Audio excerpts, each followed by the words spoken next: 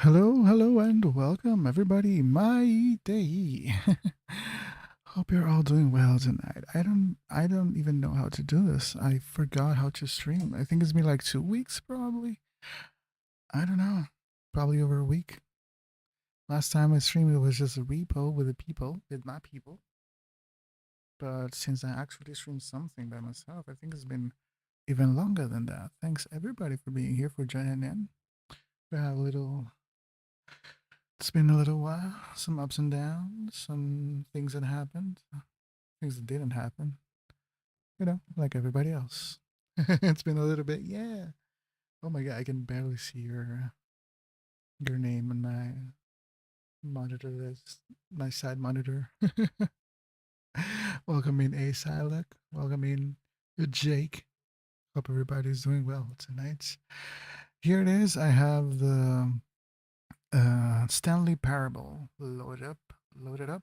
I thought maybe we keep going for this silly game.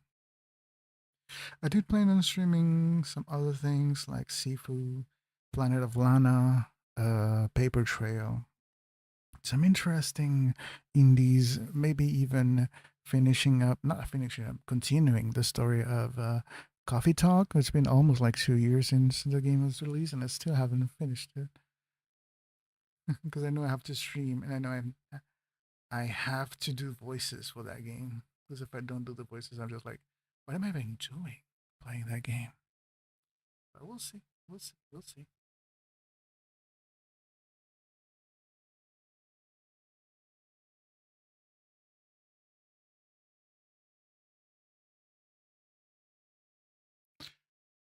All right. Yeah, I'm just checking if I have all the things working.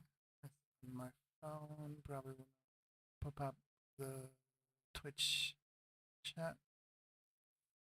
I am on Twitch and on YouTube at the same time.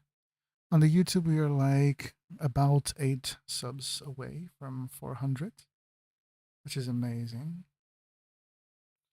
So basically 108 away from being able to be halfway through partners.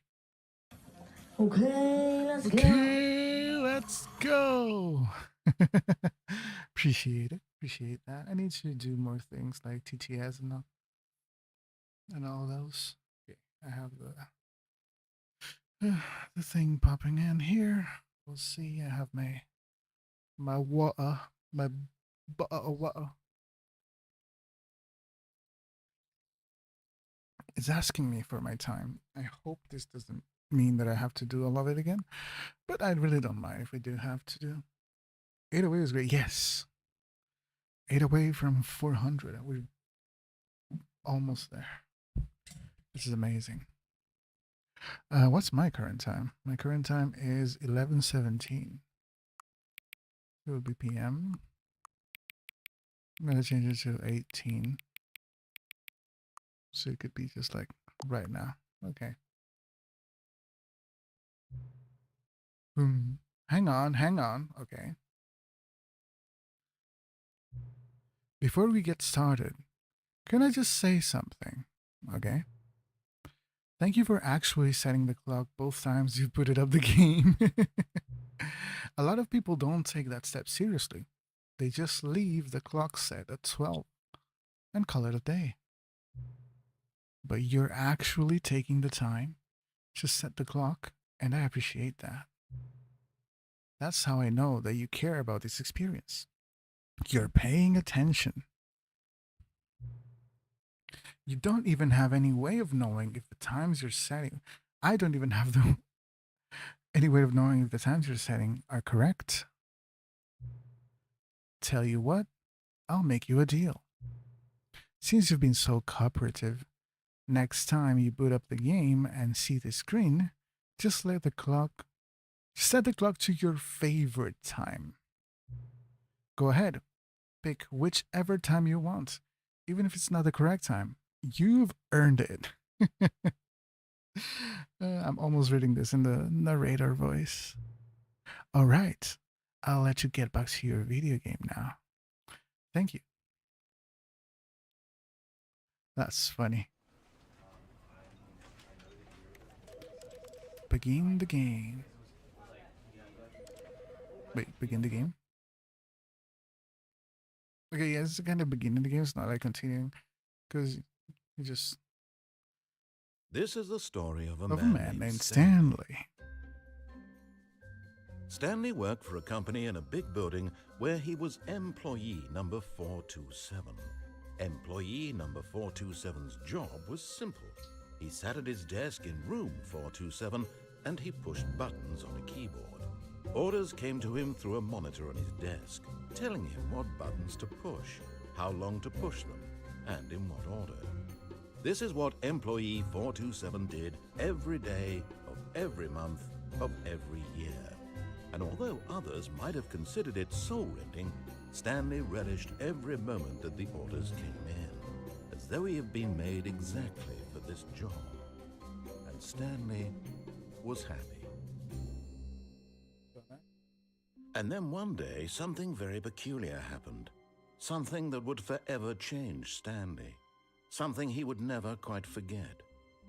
He had been at his desk for nearly an hour when he realized that not one single order had arrived on the monitor for him to follow. No one had showed up to give him instructions, call a meeting, or even say hi. Never in all his years at the company had this happened, this complete isolation. Something was very clearly wrong. Shocked, frozen solid, Stanley found himself unable to move for the longest time. But as he came to his wits and regained his senses, he got up from his desk and stepped out of his office. Quit the game and start it again. Welcome back. That's an achievement. That's funny. Did we do the... Okay. All of his co-workers were gone. What could it mean? Stanley decided to go to the meeting room. Perhaps he had simply missed a memo.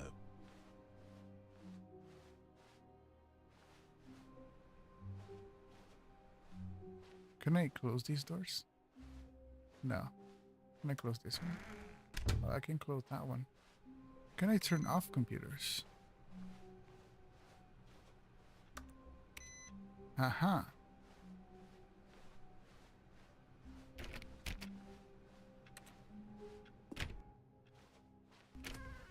New content.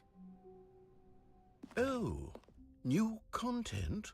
What does that mean, new content? I know, but we're not going to do that just yet. When Stanley came to a set of 2 open doors, he entered the door on his left.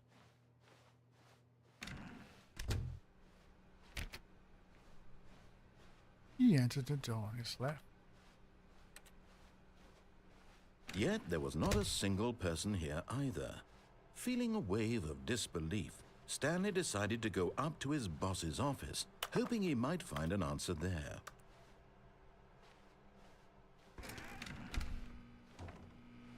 Stanley stepped into the broom closet, but there was nothing here, so he turned around and got back on track. No.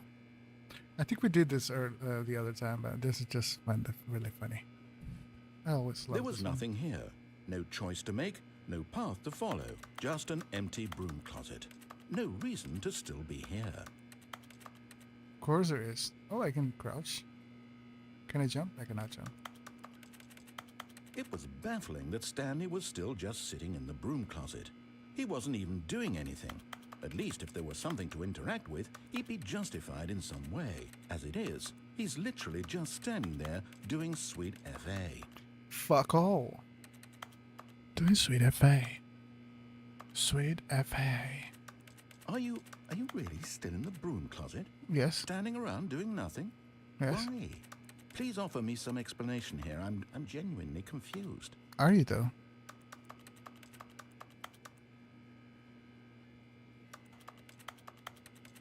You do realize there's no choice or anything in here, right? If I'd Maybe. said Stanley walked past the broom closet, at least you would have had a reason for exploring it to find out. But it didn't even occur to me because literally this closet is of absolutely no significance to the story whatsoever. Turn I never would have up! thought to mention it. Welcome to the stream. Hope you're doing well.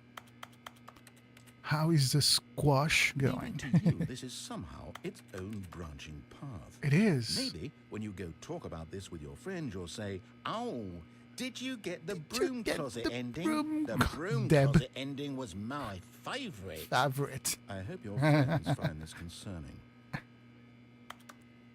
No, you are concerning. Your existence is concerning. Stanley was fat and ugly and really, really stupid. Oh. He probably only got the job because of a family connection. That's how stupid he is. That or with drug money. Also, Stanley is addicted to drugs and hookers. Oh, yeah.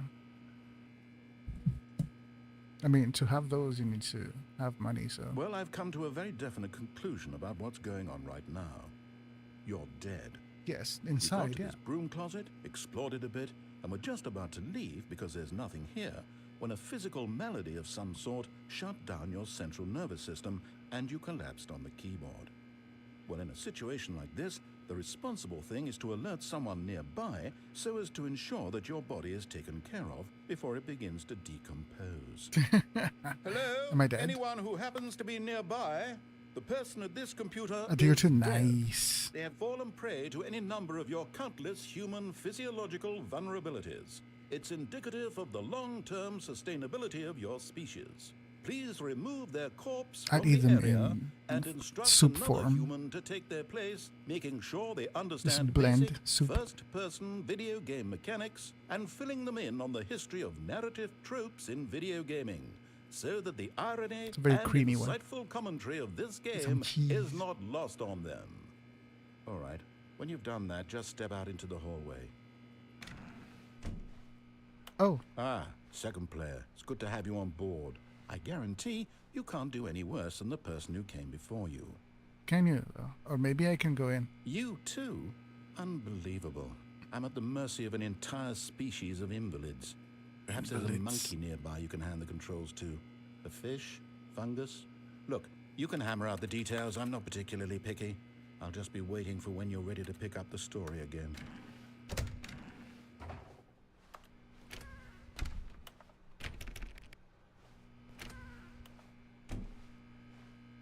Okay, yeah, this is when he actually stops talking to you. Coming to a staircase, Stanley walked upstairs to his boss's office. I think we already went down there.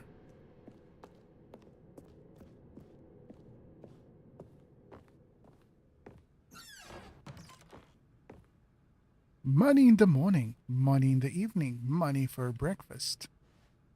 Money crisp.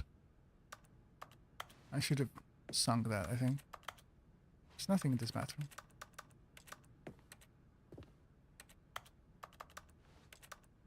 There's nothing here. Close the door. Close the door.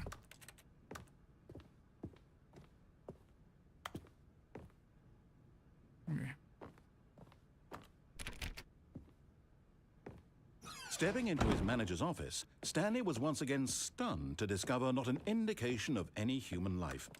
Shocked, unraveled, Stanley wondered in disbelief who orchestrated this. What dark secret was being held from him?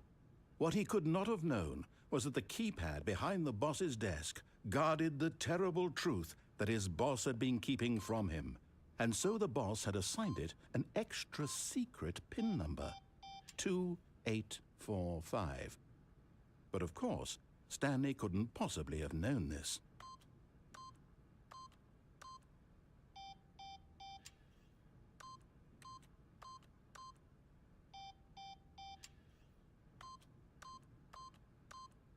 Stanley just sat around twiddling his thumbs.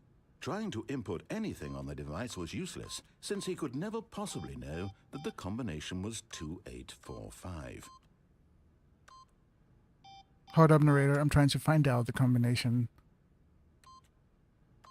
2845. No. I don't know.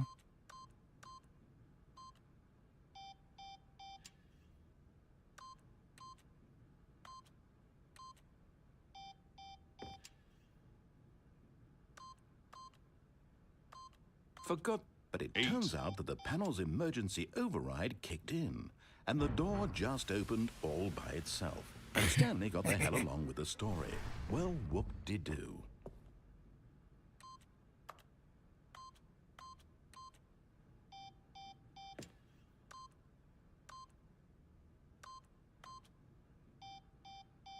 I think there was another input of numbers that you could do.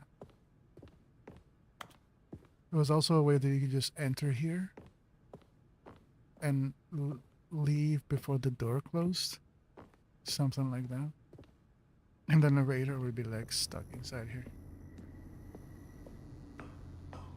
There's nothing here. Let's go down.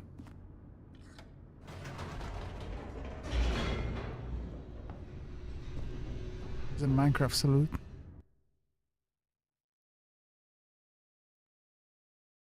Let's do this. Descending deeper into the building, Stanley realized he felt a bit peculiar. It was a stirring of emotion in his chest, as though he felt more free to think for himself, to question the nature of his job. Why did he feel this now, when for years it had never occurred to him? This question would not go unanswered for long.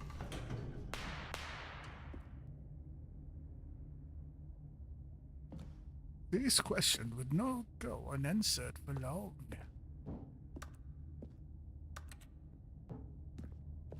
Stanley walked straight ahead through the large door that read Mind Control Facility.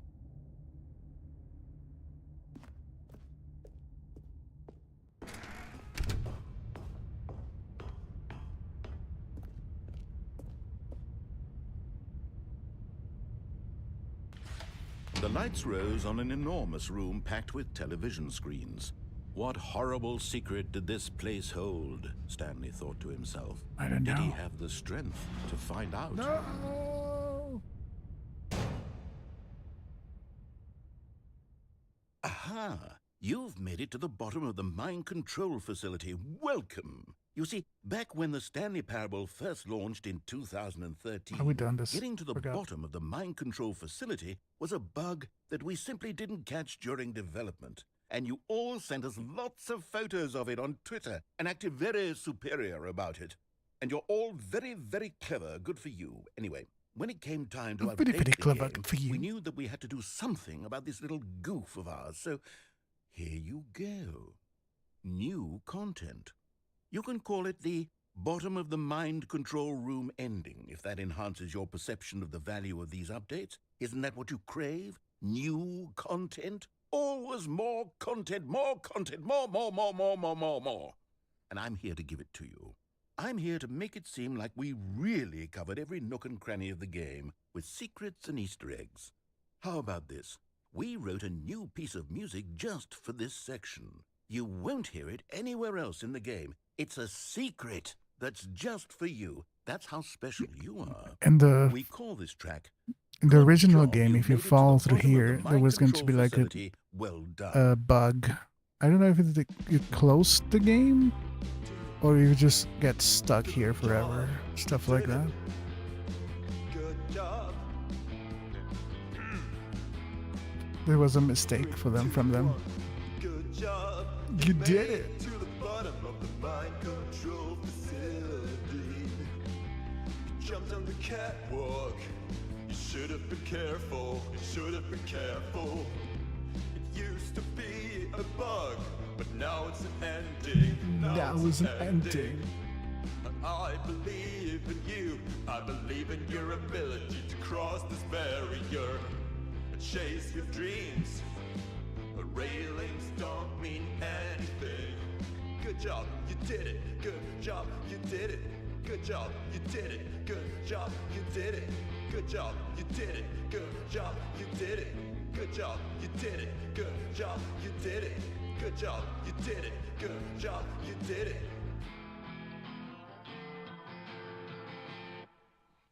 It's a very The Cure sounding song. Sorry.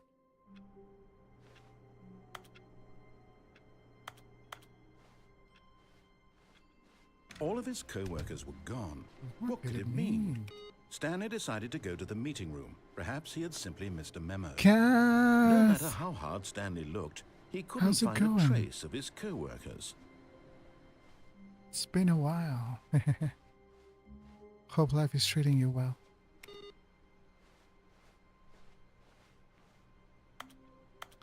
Was another one where you could just...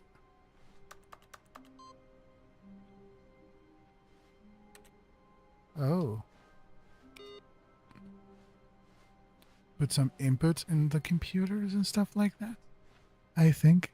Good, nice. Gotta hear it. Gotta hear it.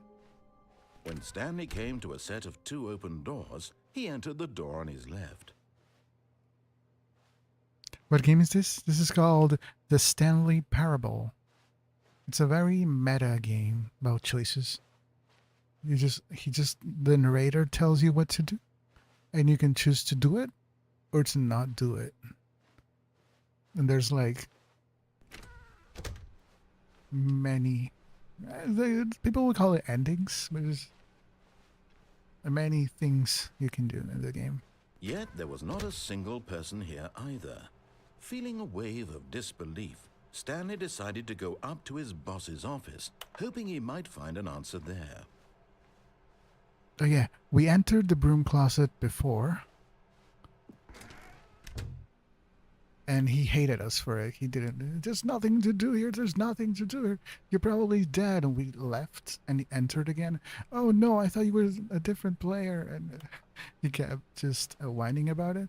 So this is a second time we're here, like different reset of the game. And we're going to enter again.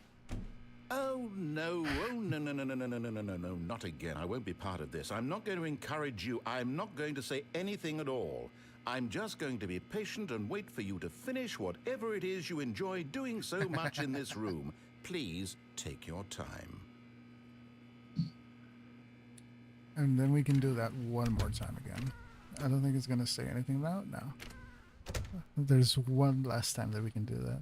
Coming to a staircase, Stanley walked upstairs to his boss's office.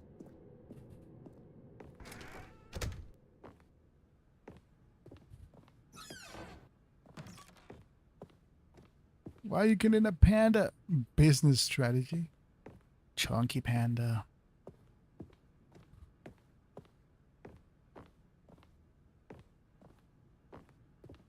That was a one way to do this.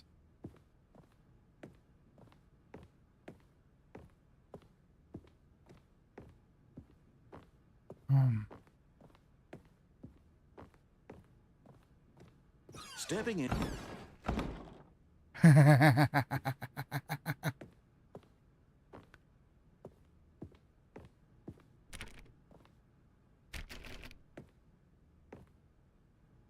What happened?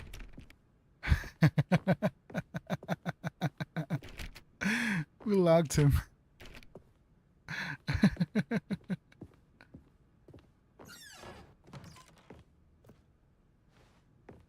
We locked him inside the room.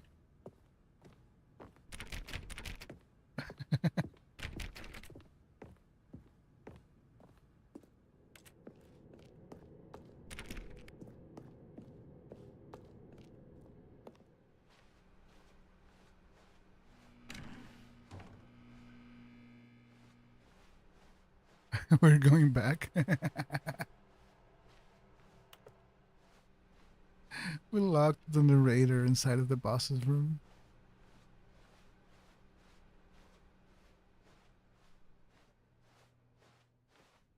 All these doors should be closed.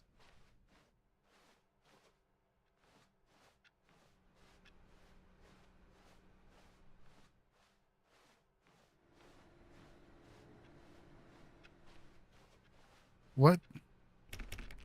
What?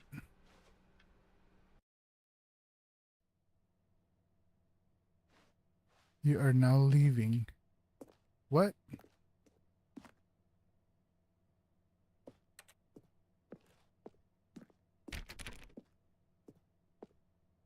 I don't think I've ever saw this. Oh, I don't remember this. 755.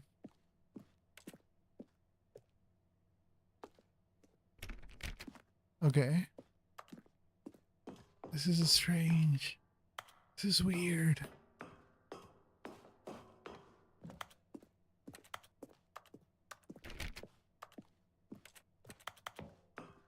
Good job, you did it. Good job, you did it. 757.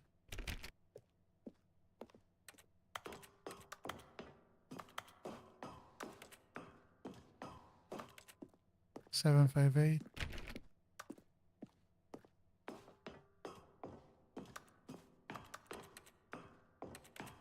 Seven 5 9.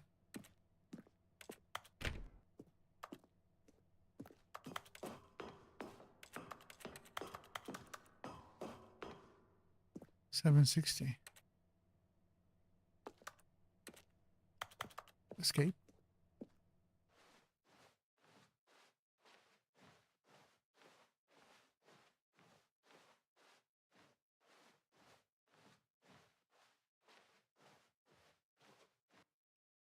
What?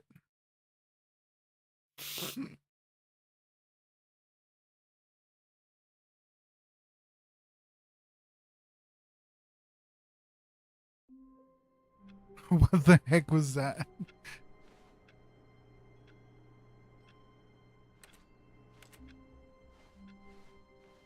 All of his co-workers were gone. What could it mean? Stanley decided to go to the meeting room. Perhaps he had simply missed a memo. No matter how hard Stanley looked, he couldn't find a trace of his co-workers. I don't know, what was that?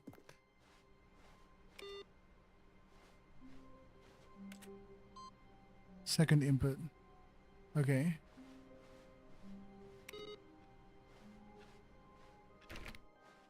New content.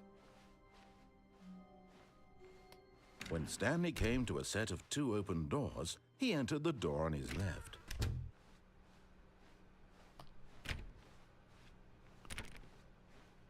That was a weird ending. Yet there was not a single person here either. Feeling a wave of disbelief, Stanley decided to go up to his boss's office, hoping he might find an answer there. Are you guys ready to enter the broom closet? You guys want to enter the broom closet again? You guys need to see this. It's gonna blow your mind. You gotta enter. You gotta enter the broom closet. And it's... Oh.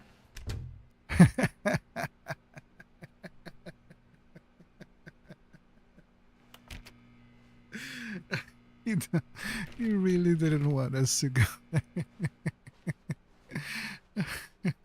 It's so silly, and I love that. This game is silly. Coming to a staircase, Stanley walked upstairs to his boss's office. That was just it. That was actually it. You can now do anything. It's not gonna blow your mind.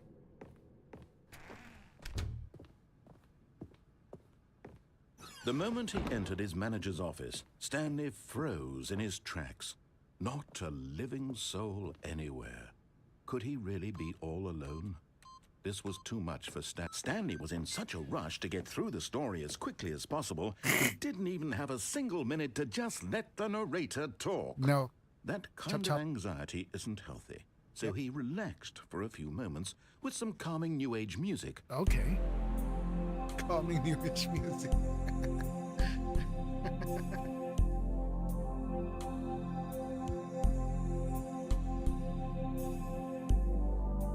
Thank you, narrator. Soothed and rejuvenated, Stanley calmly walked forward into the opened passageway. Really?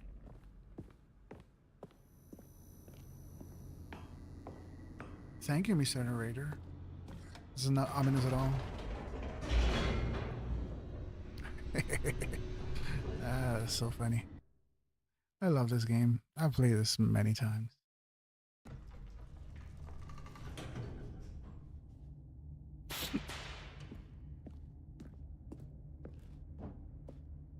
Stanley walked straight ahead through the large door that read Mind Control Facility.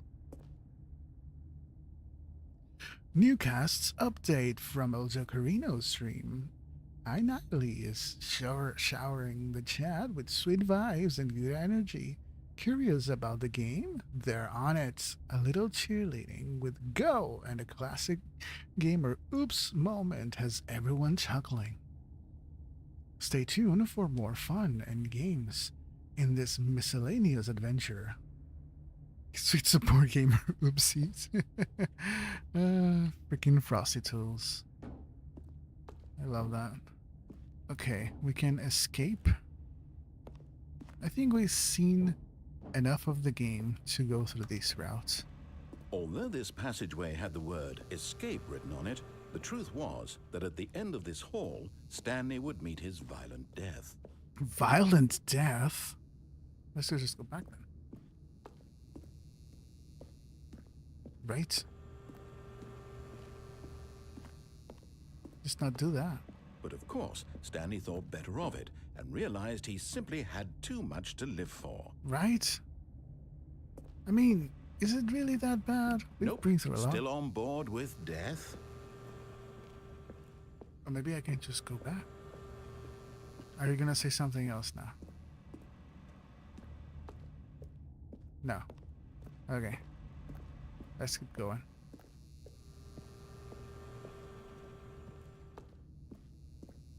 A lot of this game is all about teasing the narrator.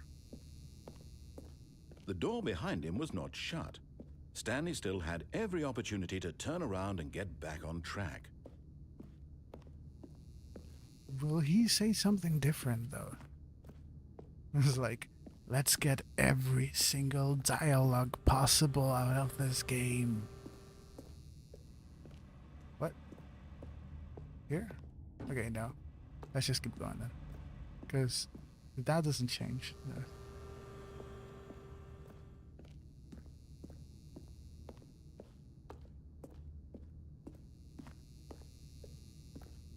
Because we have to escape or we go to the mind control facility. Boop. Any more dialogue, sir? At this point, Stanley was making a conscious, concerted effort to walk forward and willingly confront his death. Not really. Oh. Oh, we're going down.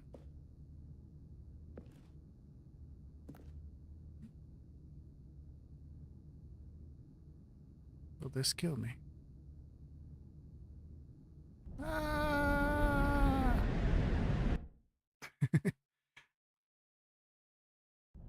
Oh.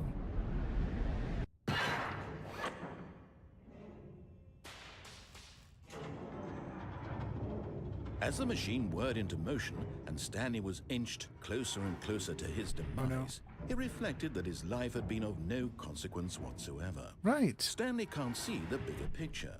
He doesn't know the real story, trapped forever in his narrow vision of what this world is. Perhaps his death was of no great loss, like plucking the eyeballs from a blind man. And so he resigned and willingly accepted this violent end to his brief and shallow life. Farewell, Stanley. Farewell, narrator. Ah! Oh. "Farewell, Stanley," cried the narrator, as Stanley was led helplessly into the enormous metal jaws. In a single visceral instant, Stanley was obliterated as the machine crushed every bone in his body, killing him instantly.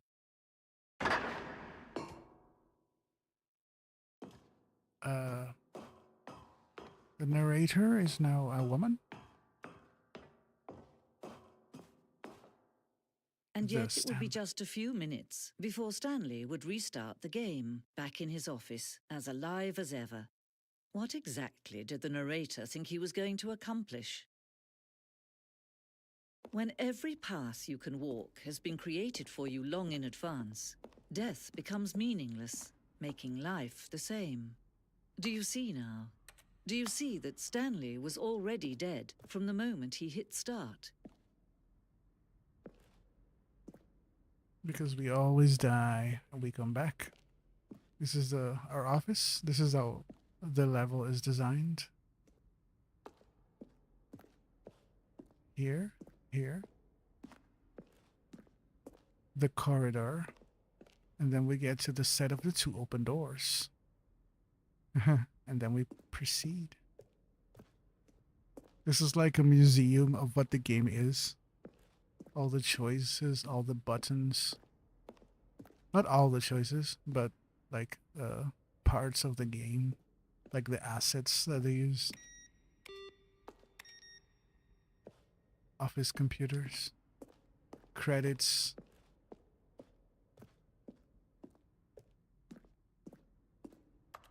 Maiden's room.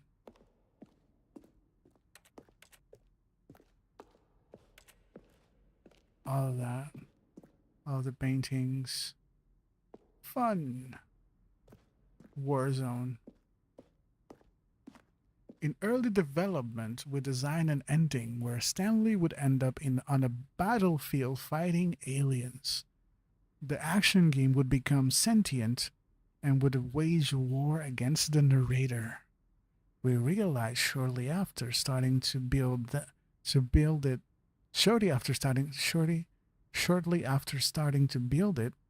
that it was far too jokey and on the nose for the tone of the game. Plus, some people interpret it as a making fun of people who like shooters, which was not our intention. They started making a shooter ending. You would like enter this. That's funny. You would enter an area where you would become a shooter. Ultra Deluxe announcements. Narrator emails. After the second trailer we sent out, we asked people to email the narrator for questions, while we had initially planned to use these further promotional for the promotional materials, never found the perfect use for them. Here are a selection of those emails. Are you a rock? From Otto Tampio. Subject question. From Anthony W. What is this strange number? Could you tell what the significance of the number 1? Oh, I don't know. Well, the thing I want to know is, what would you do if Stanley entered any other rooms? For instance, on the scale of Mac Airs to Salvador Dali, how surreal would this game be? Were you born with a magnificent voice, or did you bargain with a magician to receive it? Congratulations! Congratulations! 24 hours you didn't hear from the people. Mrs. What? The announcer? Funny things. Funny things. The apartment timer. 10, 9, 8, 7, 5, 4, 3, 2, 1. And it just starts again. Meow. The cargo lift. One option. First choice, obey, disobey. Two options. First choice, obey, disobey, lounge, maintenance. All the ways that they will give you to go back into the track once you disobey. Which is interesting on its own. Zending levers. What is this? Zending. Screenshot depicts an early version of the ending known as Zending, which was eventually cut and merged with another part of the game. Oh, is this like the Zen ending? Oh. Zending modal. Went through many iterations. This room represents fourth version of the ending, and we thought it was complete, but decided to abandon and change it again shortly before lunch. Shortly before lunch. Okay. Green, red. Escape menu. For a long time we had an ending that only ended when the player restarted from the escape menu. Unfortunately, very few players realized this was what they were supposed to do, which was frustrating for everyone. That's fun.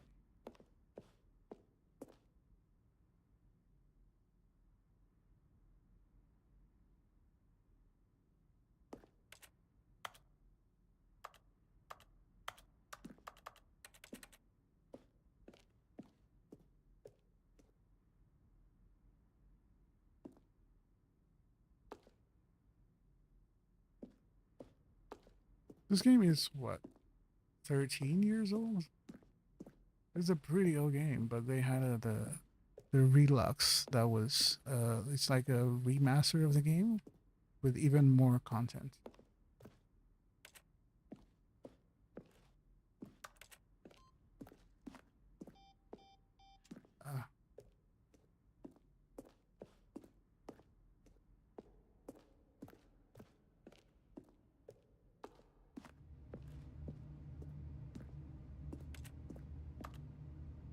Stanley's office.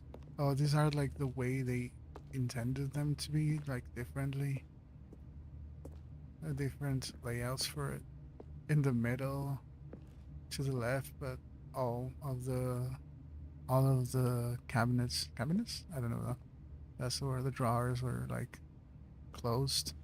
Just like some of them are open. Stuff with more stuff on the table. That's interesting. It's a freaking museum about the game. This is one of the best games ever made. Probably one of the best games ever made. Okay.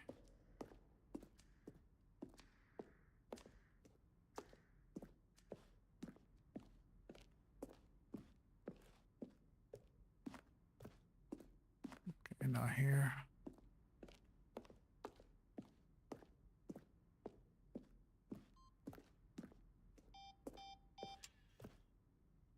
What are you doing?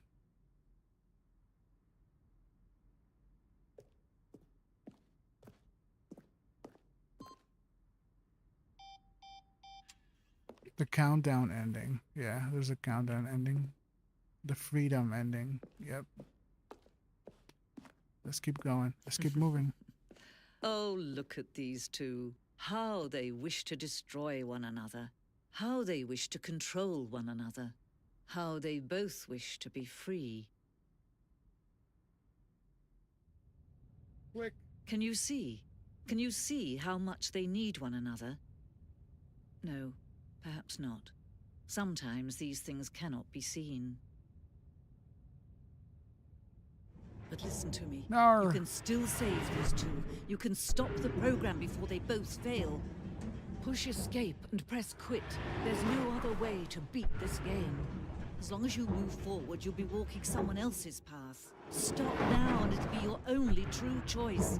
Whatever you do, choose it. Don't let time choose for you. Don't let...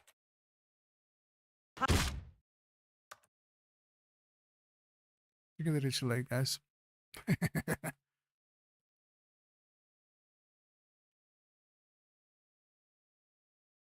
The end is never the end, is never the end, is never the end.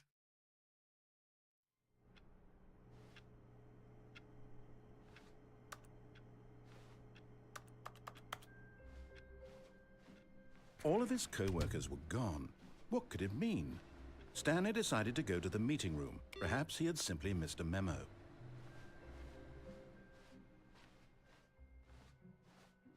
Oh, I need to find the computer that's...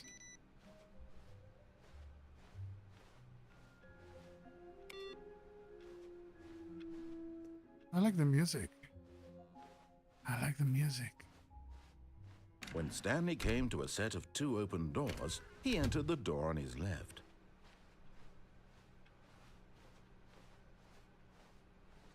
Yet there was not a single person here either. Feeling a wave of disbelief, Stanley decided to go up to his boss's office, hoping he might find an answer there. Coming to a staircase, Stanley walked upstairs to his boss's office. Are you the one? Yes. Oh. Okay, we keep going with that. Okay, I think we all know the drill by now. Blah, blah, blah. Dark secrets, the keypad, Stanley pushes some buttons. Oh, hey, look, it's a new passageway. Kill surprise. Even himself, he was just like, enough of this bullshit. Love you, narrator.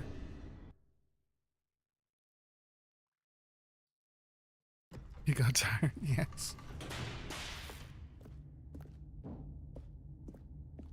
Stanley walked straight ahead through the large door that read Mind Control Facility.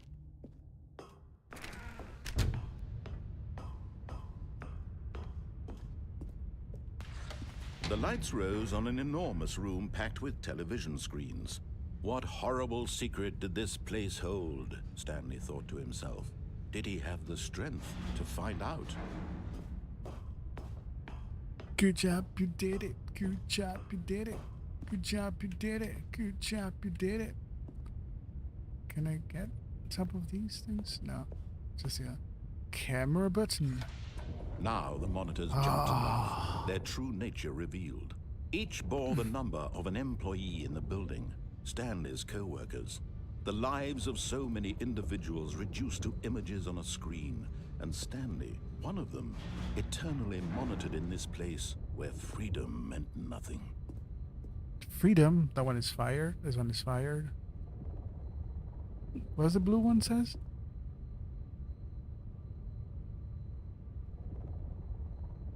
Oh, that's just broken. Okay. Bada bada bada bada bada.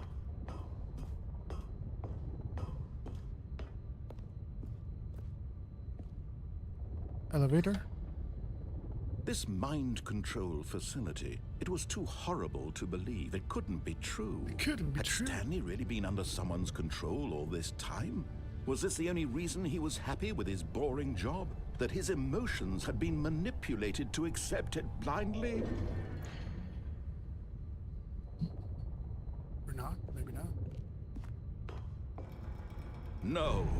He refused to believe it. He couldn't accept it. His own life in someone else's control? Never!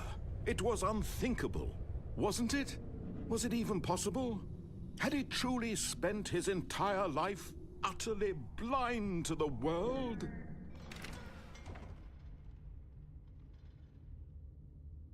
But here was the proof, the heart of the operation. Controls labeled with emotions, happy or sad or content. Walking, eating, working, all of it monitored and commanded from this very place. And as the cold reality of his past began to sink in, Stanley decided that this machinery would never again exert its terrible power over another human life. For he would dismantle the controls once and for all. Mind controls idle, awaiting input. Are we going to destroy it?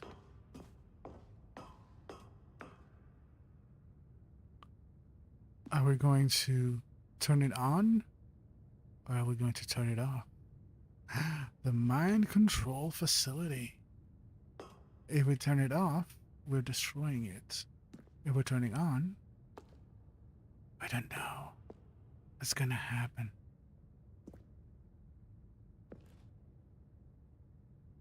What does that say? I don't know. Can I jump from here though?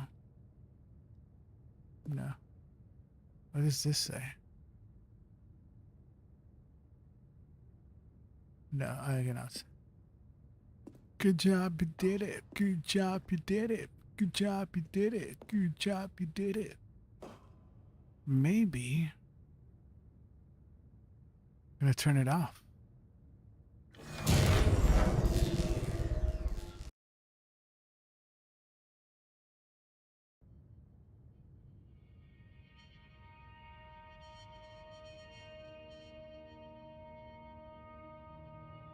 Blackness and a rising chill of uncertainty. Was it over?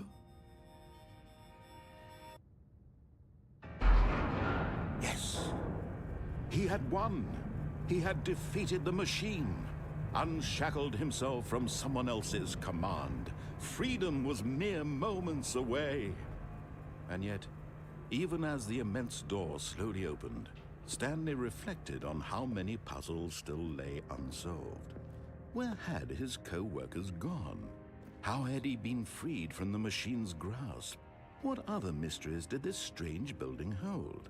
But as sunlight streamed into the chamber, he realized none of this mattered to him, for it was not knowledge or even power that he had been seeking, but happiness. Perhaps his goal had not been to understand, but to let go. No longer would anyone tell him where to go, what to do, or how to feel. Whatever life he lives, it will be his. And that was all he needed to know. It was perhaps the only thing worth knowing. Stanley stepped through the open door. Or maybe not. What if I don't want to step through the open door? I'm just kidding. Let's just go. Look at this. Look at this beauty. How beautiful the world is. We're saying goodbye to the facility and into the mountains.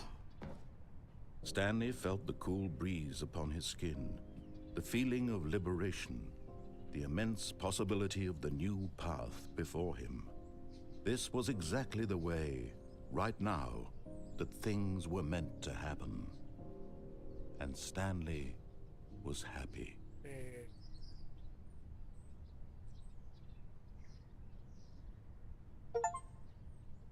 Complete the Stanley Parable. This is beating the game.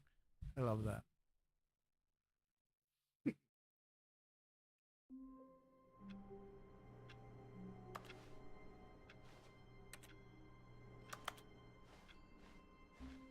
All of his co-workers were gone.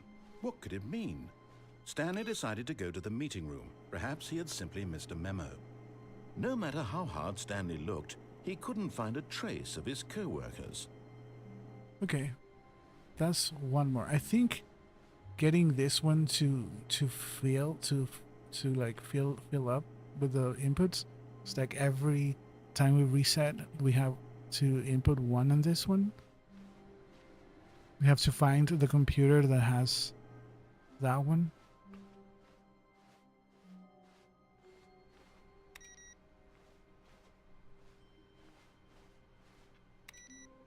So that's like a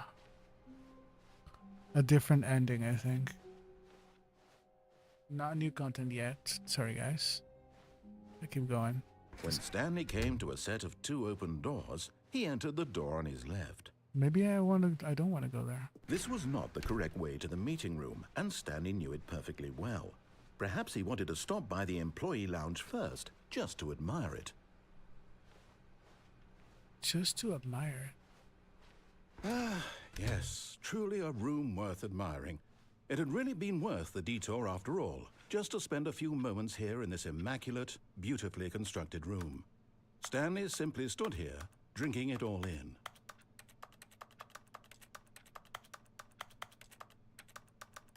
Okay. But eager to get back to business, Stanley took the first open door on his left. On his left? The maintenance room. I forget where that takes us.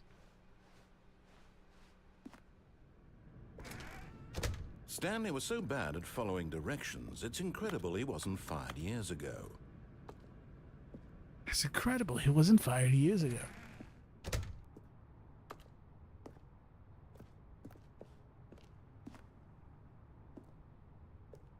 Can I go up here?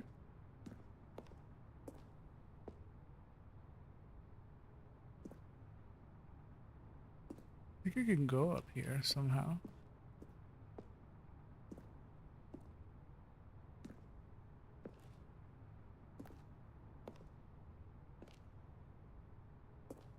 There's a way there, I think. Apparently. Maybe here? No. Let's just go wait. Do not jump from cargo lift. Look, Stanley, I think perhaps we've gotten off on the wrong foot here. I'm not your enemy, really, I'm not. I realize that investing your trust in someone else can be difficult, but the fact is that the story has been about nothing but you all this time. All this time? There's someone you've been neglecting, Stanley. Someone you've forgotten about. Please, stop trying to make every decision by yourself. Now, I'm not asking for me, I'm asking for her. For her? We have a her? Is there a her? Is it a she? Stanley? Your chance to redeem yourself, to put your work aside, to let her back into your life. She's been waiting. Urgent. Employees should never, under any circumstances, attempt to... He's just cut off.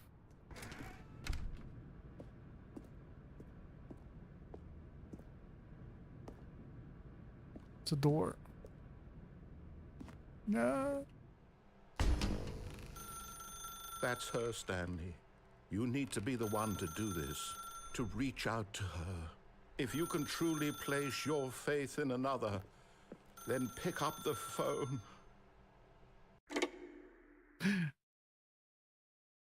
My wife? Is that my wife? Oh, Stanley, is that you? Hold on, sweetie. Sorry to keep you waiting. I'm just pulling the bread out of the oven. All right. Okay, there we go. All right, now, I want you to come in and tell me all about your day. What? Gotcha. Oh, come on. Did you actually think you had a loving wife who'd want to commit their life to you? I'm trying to make a point here, Stanley. I'm trying to get you to see something. Come inside. Let me show you what's really going on here. No, I don't want to. Sorry, but you're in my story now. Oh. That's rude. Also kind of creepy. Hello, wife. This is a very sad story about the death of a man named Stanley. Death?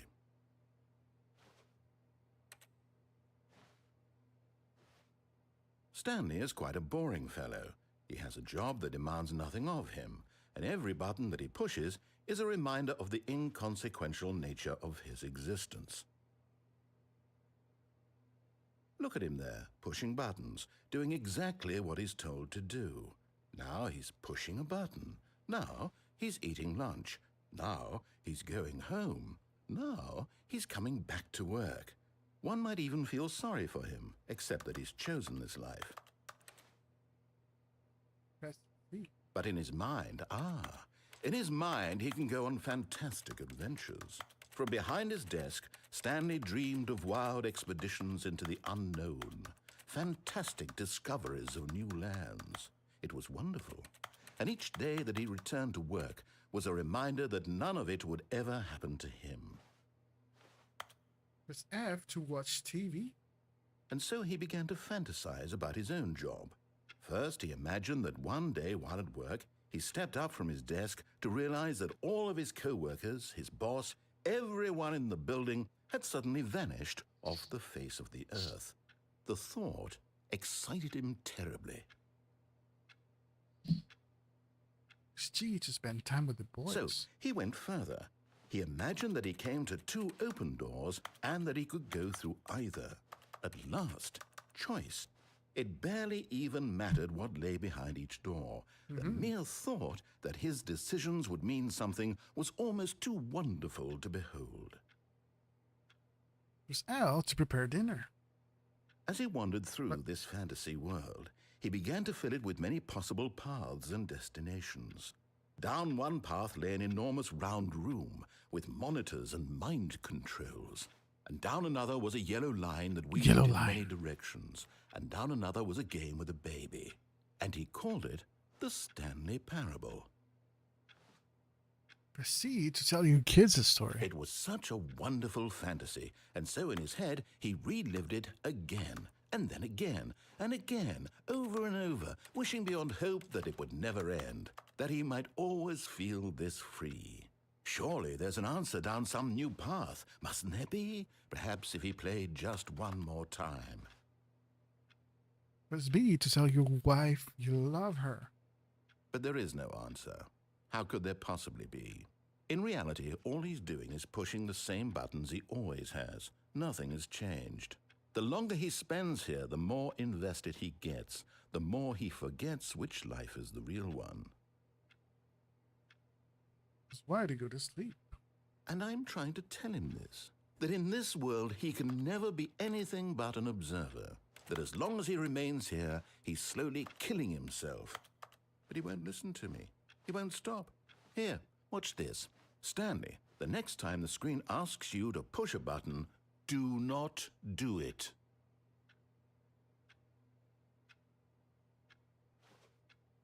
Press O to be at your work in the morning.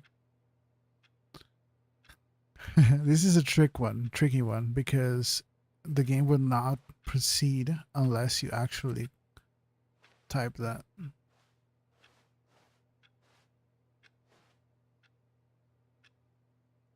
You see? Can he just not hear me? How can I tell him in a way that he'll understand that every second he remains here, he's electing to kill himself? How can I get him to see what I see? How can I make him look at himself? Press B to question nothing. I suppose I can't, not in the way I want him to. But I don't make the rules. I simply play to my intended purpose, the same as Stanley. We're not so different, I suppose. I'll try once more to convey all this to him. I'm compelled to. I must. Perhaps, well, maybe this time he'll see. Maybe this time. And I tried again. And Stanley pushed a button. And I tried again. Fuck? And Stanley pushed a button. And I tried. Freaking.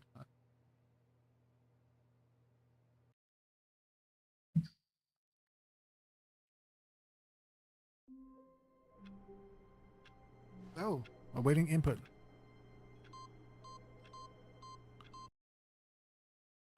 What was this? Oh, welcome, Stanley, to heaven. Oh my God.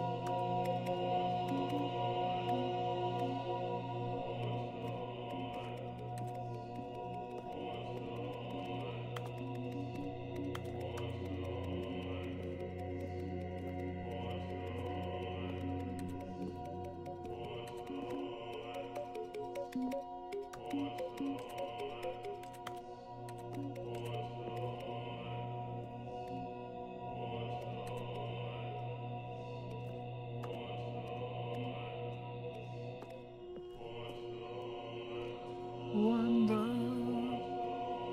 Wait.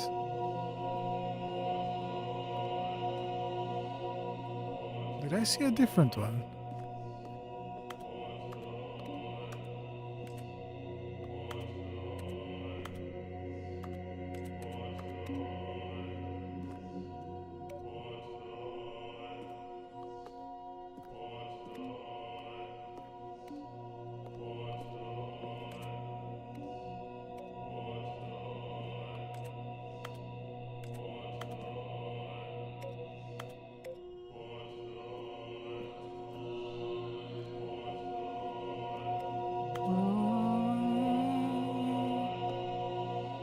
Let me check something real quick, guys.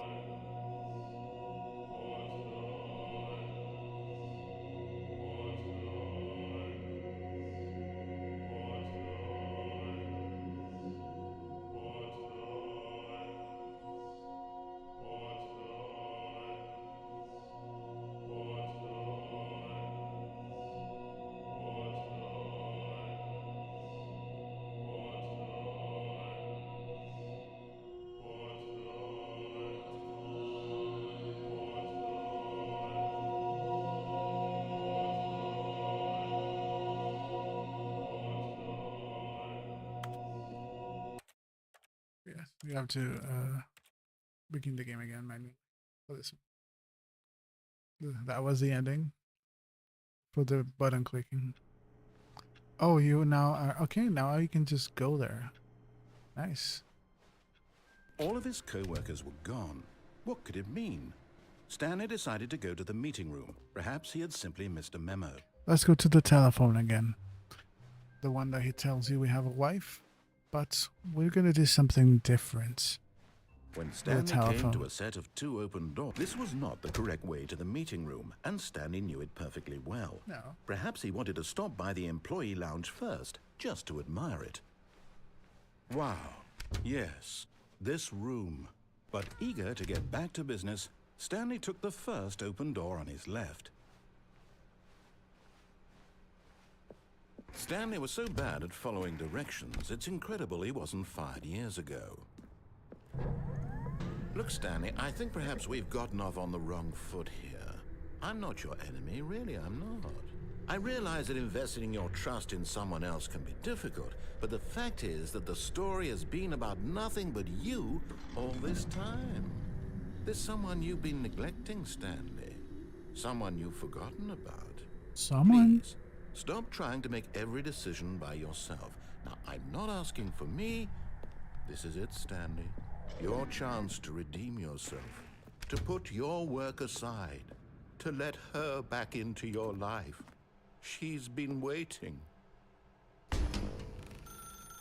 That's her, Stanley. Oh, no, you can't. Did you just unplug the phone? Yes. Now, that wasn't supposed to be a choice. How did you do that? Yeah. You actually chose incorrectly? I didn't even know that was possible. Let me double check. No, it's definitely here, clear as day. Stanley picks up the phone. He's taken to his apartment where he finds his wife, and the two pledge themselves to one another. Oh, but that's Music not what comes happened. in, fade to white, roll credits. Not That's picking not what up the phone is actually somehow an incorrect course of action. How is that even possible? None of these decisions were supposed to mean anything. I don't understand. How on earth are you making meaningful choices? What did you... Wait a second. Did I just see... No, that's not possible. I can't believe it. How had I not noticed it sooner? You're not Stanley. You're a real person. A real person? What do you mean? I can't believe I was so mistaken. No, This I'm is why Stanley. you've been able to make correct and incorrect choices. And to think I've been letting you run around in this game for so long. If you'd made any more wrong choices, you might have negated it entirely. It's as though you completely ignored even the most basic safety protocol for real-world decision-making. Or did you not grasp the severity of the situation? Well, I won't have that kind of risk on my watch. I'm going to stop the game for a moment so we can educate you properly on safe decision-making in the real world. Okay. Please observe this helpful instructional video. He's on to me. Choice. Yes. It's the best part of being a real person. But if used incorrectly, it can We're also being be lectured. the most dangerous. For example, in this scenario, a hypothetical real person named Rupert has a choice. Good He could drill. invent a machine that eliminates food shortages across the world to make life better for all people. Or he could spend years of hard work forgetting how to read. Like the Which tutorials choice from like would the you 60s or make? 50s. Remember that unlike here, the real world makes sense. Sorry, And at no 70s or time 80s. should you make a choice that does not conform to rational logic. If you find yourself speaking with a person who does not make sense, in all likelihood, that person is not real. Allow the person Not to real? finish their thought, then provide an excuse why you cannot continue talking. Turn to a partner and practice saying, "My goodness, is it It's 4:30? 4:30. I'm supposed to be having a back sack and crack." Back sack and crack. That's what your mom got last night. Excellent. Making choices on a regular basis is the best part to a healthy decision-making process. Most medical professionals recommend making at least 8 choices per day. Do you make 8? more than 8? Less? And finally, if you begin to wonder if your choices are actually meaningful and whether you'll ever make a significant contribution to the world, Nah. just remember that in the vast infiniteness of space, your thoughts and problems are materially Insignificant. and the feeling should subside. At this time, your instructor will guide you in an exercise to test and reinforce the material covered in this video. Okay. Ah, welcome back. You may have noticed that this room has begun to deteriorate as a result of narrative contradiction. But not to worry. Now that you're properly informed on good decision-making, we're going to revisit a choice you made just a few minutes ago and see what the correct thing to do would have been. This way, please. Can I not plug the phone again? Let me take the phone. Okay, now he won't let me. I'm going back.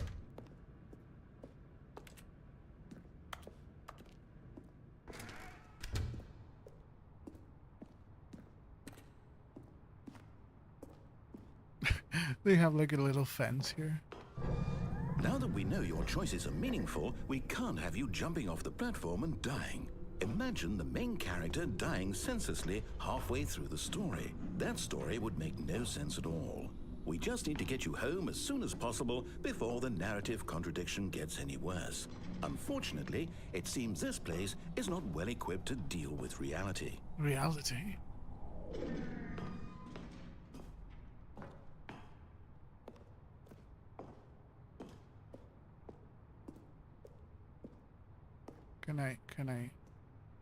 Can I jump? No? Oh. Here? No? Here? No? Okay.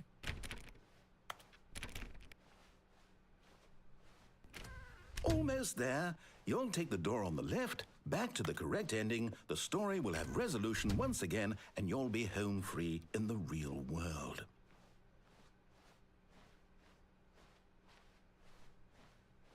Now remember, all you need to do is behave exactly as Stanley would. Okay. That means choosing responsibly and always putting the story first. Okay. I'm quite sure you'll be up to the task. Just follow my lead and you'll be fine. All right. When Stanley came to a set of 2 open doors, he entered the door on his left. To the right then, right?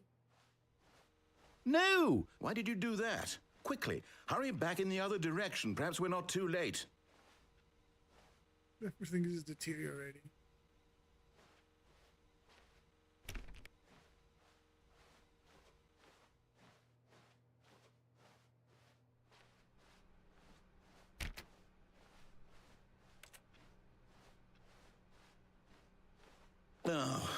It's ruined.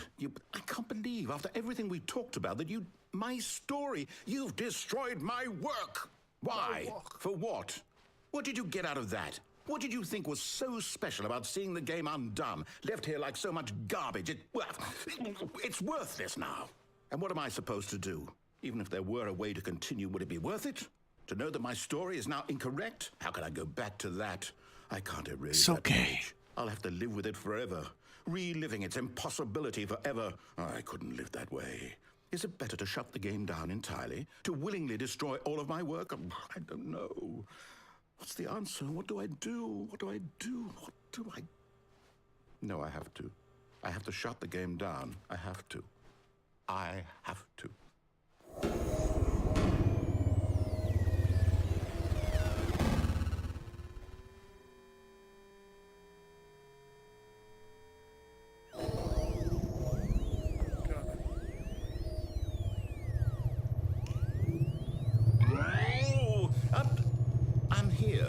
I'm still here in this pile of rubbish, with you who thought you were so clever. Now look where we are. My entire game is destroyed. It was the only thing in the world that was mine, and you've run it into the ground. What, did you think that would be funny? Yeah. You just had to see? Yep. Didn't I impress upon you how important it was to be like Stanley? He actually knows how to do what I tell him to. He understands that if I say to do something, there's a damn good reason for it. That thought hadn't even occurred to you, had it? No. That there's a world outside of you? You're a child. Yes. Oh, my story. If you'd just gone through the door on the left, you would have seen it. There was a whole underground facility. You would have destroyed it and been victorious. It would have been so perfect. I worked so hard on it. I tried so hard to make... behave exactly as Stanley would. That means choosing responsibly and always putting the story first. I'm quite sure you'll be up to the task. Just follow my lead and you'll be fine. All right. When Stanley came to a set of 2 open doors, he entered the door on his left. Okay.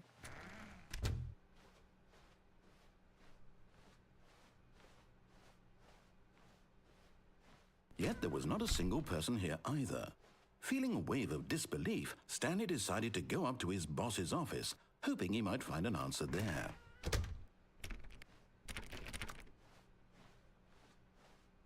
Coming to a staircase, Stanley walked upstairs to his boss's office.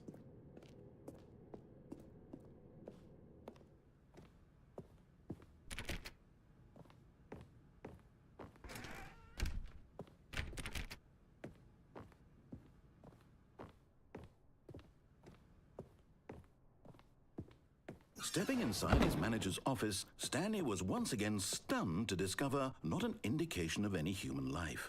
Shocked, unraveled, Stanley wondered in disbelief who orchestrated this, until he saw the door with a voice receiver next to it. Surely behind this door lay all the answers to his questions. And beyond all probability, he knew the passcode. He had seen it on his boss's computer just last week. Nightshark 115. Was this the code to open the door? Would it still work? There was only one way to find out. Stanley had been trained never to speak up, but now he would draw from within himself the courage to face the unknown. He drew a sharp breath and then spoke the code. Nightshark 115.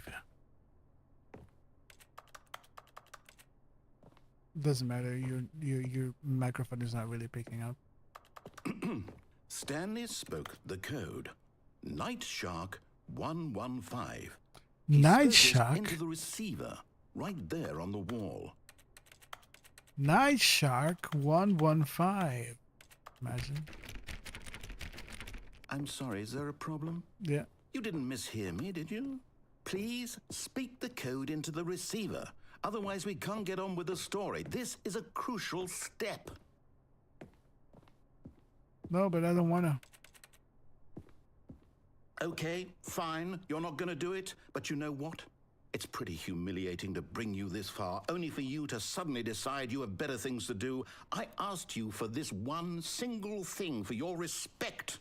The kind of respect Stanley shows for his choices. He knows what it means to take a story seriously.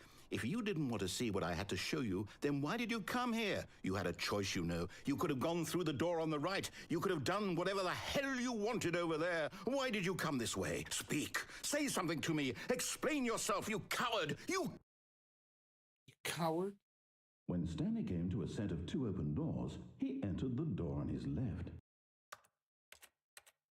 Stanley. Stanley. Stanley? Hello? Are you... Is everything okay? Stanley, please. I need you to make a choice. It's the I need you end. to walk through the door. Are you listening to me? Can you hear me? Is everything all right? Stanley, this is important.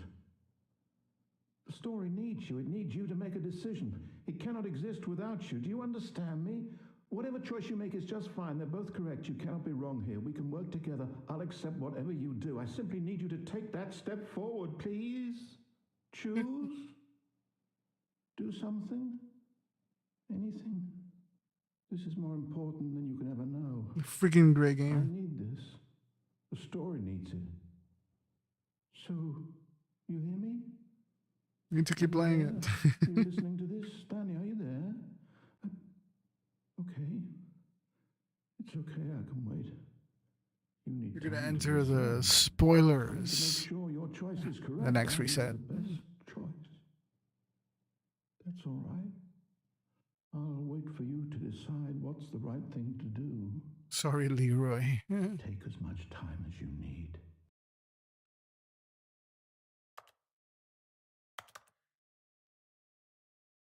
Never am so sad. Yeah. He was pretty sad. Okay, you can just enter that ending there. Okay. Oh, no, he's cool. Stanley knew the office layout like the back of his hand. It was only a matter of time before he found the others, wherever they were. Just a matter of time. Only a matter of time.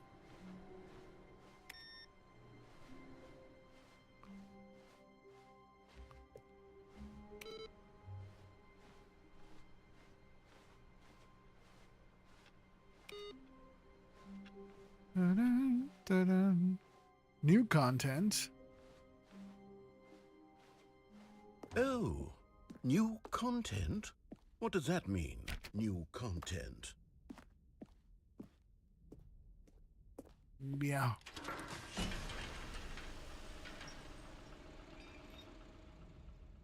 Let's do this.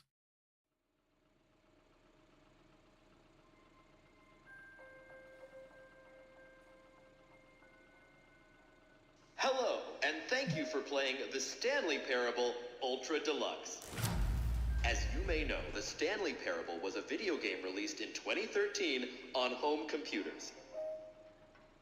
After receiving critical and commercial success, it was expanded upon in 2022 with the Stanley Parable Ultra Deluxe, a reimagining of the game for consoles and home computers. The Stanley Parable Ultra Deluxe features exciting new content that broadens and expands the world of the Stanley Parable, delighting audiences the world over. Please, step inside and see what thrilling new adventures await in the Stanley Parable Ultra Deluxe. Oh, well, this sounds delightful. I'm very excited to see the thrilling new Ultra Deluxe content. That could be. That probably is. Can we go back there? No. Okay, so far it's an elevator. Nothing special yet, but I'm sure it's just the beginning of a mesmerizing adventure. A mesmerizing adventure. Is it broken? What's going on here? Should we be moving somewhere or... Oh, here we go. All right, finally, at long last, it's on to the new content. I've never been more ready. Let's do it. Let's do it. I have to say, initial impressions of Stanley Parable Ultra Deluxe, mostly tedious. It's as if, Oh, okay. Let's see the content. Give me the content, Stanley. All right. All right, let's see. It's the jump circle. You cannot jump outside of the circle. You can only jump inside the circle. Is that it? Surely that's not all the new content. There has to be something else, right? Goodness, another elevator. Stanley, I have to say, initial impressions of this game are not positive. Not positive. It's just elevators and jumping. Is this what passes for exciting new content? If this is new content, then I could just read you the whole dictionary. There's 20 hours of new content right there. Hell, I could counter 30 trillion. You could put that on the box. The Stanley Parable Ultra Deluxe, now with over 1,000 hours of new content. And if... Oh, wait. There's more. Very good. Yes. I knew there had to be something else. Let's see it. I'm ready for whatever it is. Let's do it. Oh. Thank you for enjoying That's your it? content. Oh, you've got to be kidding me. You see, Stanley? This is what happens when greedy video game developers with no respect for their fan base rush a cheap expansion to market for no reason other than to make an easy dollar. And don't get me started on the level of craftsmanship that's gone into it. In fact, I'm looking right now at the game's achievements, and it's hard to believe one of them actually says, "Test achievement, please ignore." What quality assurance department signed off on this? I'm infuriated and I'm offended, and I intend to find these people on Twitter and hold them personally accountable. It's my fault, Stanley. I built up too much anticipation around the new content, I'm afraid. It could never have lived up to such expectations. If you're still with me, why don't we just reset the game, and we'll try to get back to what the Stanley Parable is really about. No frills, no gimmicks. Just you and me having a great time together like always. What do you say, friend? They give it an option.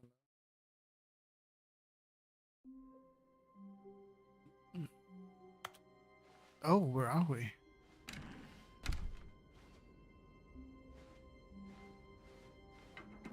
Psst! Stanley! Come over here! In the vent! I want to show you something!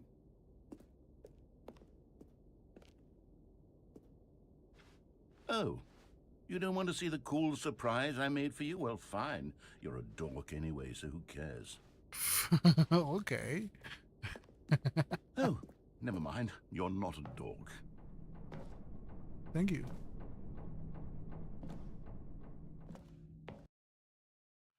You a dork anyway. I never heard that one. Okay, you remember how cheap and unsatisfying the new Ultra Deluxe content turned out to be? Well, it got Yes. me thinking about the past and how much better the Stanley Parable used to be. So I made something special and tucked it away here where the game's developers won't find it. Just our little secret. Take a look. Take a look. Oh. Initially. Very nice. Much nice. Such good. Oh. I call it the Memory Zone. It's where I've been storing all my favorite memories so I can relive the peak experiences of my life whenever I want. Experiences like the launch of the Stanley Parable on PC.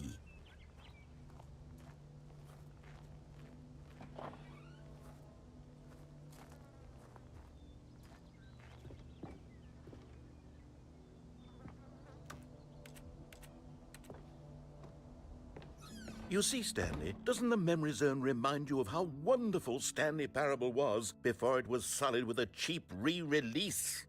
Remember back in re-release, October of not cheap. 2013, when the game originally launched? Not the phone guy? Back then, Gotcha. video games had integrity. Back then, it all meant something. Oh, the waste.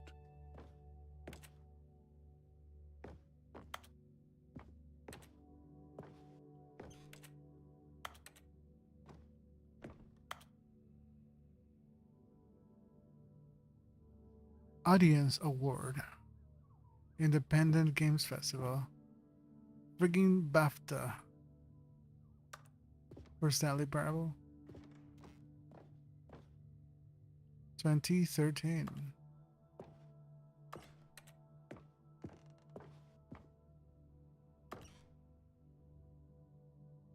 Haha.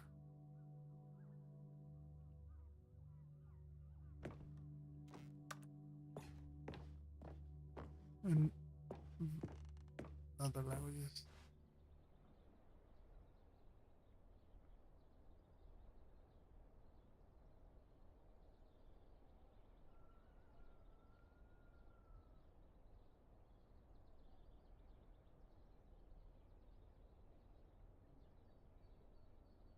Sorry, guys.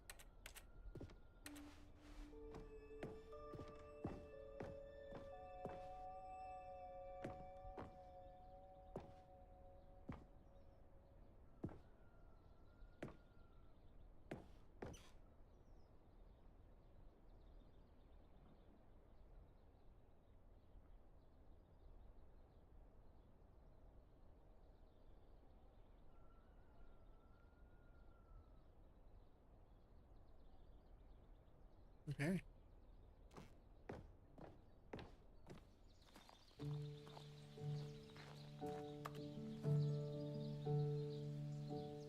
Little Stanley. Je suis dans la mémorisation, c'est sur la pluie de l'eau, et je n'attends plus que toi, mon amour. And over here is where I keep reviews of the Stanley Parable. Like this stunning triumph of games journalism, 10 out of 10 from Destructoid.com. James Stephanie Sterling writes, and I quote, "Where so many games that aspire to be more than games end up less than any form of art, Stanley Parable strives and then succeeds to be every game ever created." Did you hear that, Stanley? Every game ever created. That's how grand and all-encompassing the original Stanley Parable was. It was literally every game ever created. It was Skyrim, it was Persona 3, it was all of them, and now it's nothing. It's no games at all. It isn't even the Stanley Parable anymore. It's just a husk now. A lifeless husk with an hour of new elevator content.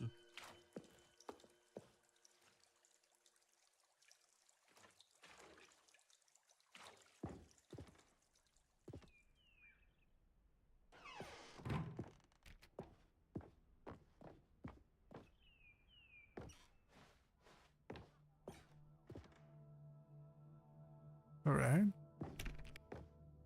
Not there. How are you? Not here. Oh, another. Here's review. another moving passage, this time from GameSpot.com. The Stanley Parable is both a richly stimulating commentary on the nature of choice in games and one that offers some of the most enjoyable, surprising, and rewarding choices I've ever been confronted with in a game. 9 out of 10. Don't you get it, Stanley? The game was perfect. It didn't need anything else. It didn't need new content. New content. It just needed to be left alone. To spend the rest of time collecting dust in the hallowed hall of beloved video game memories.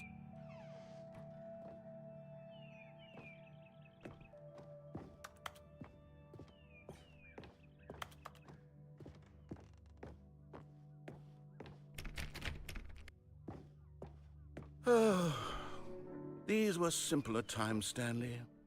But I wouldn't give to go back to have it all over again. Oh, this was closed. Wait, hang on. I don't recall this part of the memory zone before. What's this? What's down here? Oh no. Oh God, no. Stanley, it's a collection of reviews from Steam. Steam Online reviews. video game distributor. I haven't looked at these in years. I can't even imagine what's been collecting down here. Surely these reviews were glowing as well, weren't they? Of course. What? Honestly, I could not be bothered to play this game to full completion. The narrator is obnoxious and unfunny. Unfunny. With his humor and dialogue proving to be more irritating than entertaining. Unfunny! I'm not trying to be funny. I'm trying to make a serious work of art. I suppose I could write up a handful of gags to insert into the Stanley Parable, but the game is already such a densely layered web of profound philosophical insights that I can't even imagine where I'd have the room to stick them. Unfunny.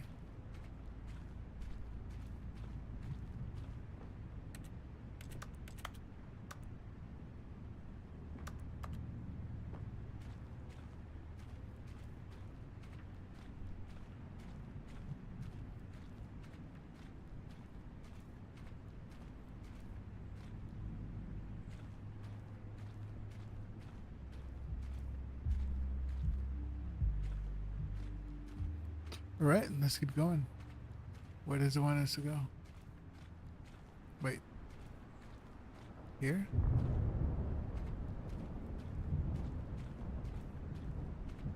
Was there like a way to get stuck somewhere?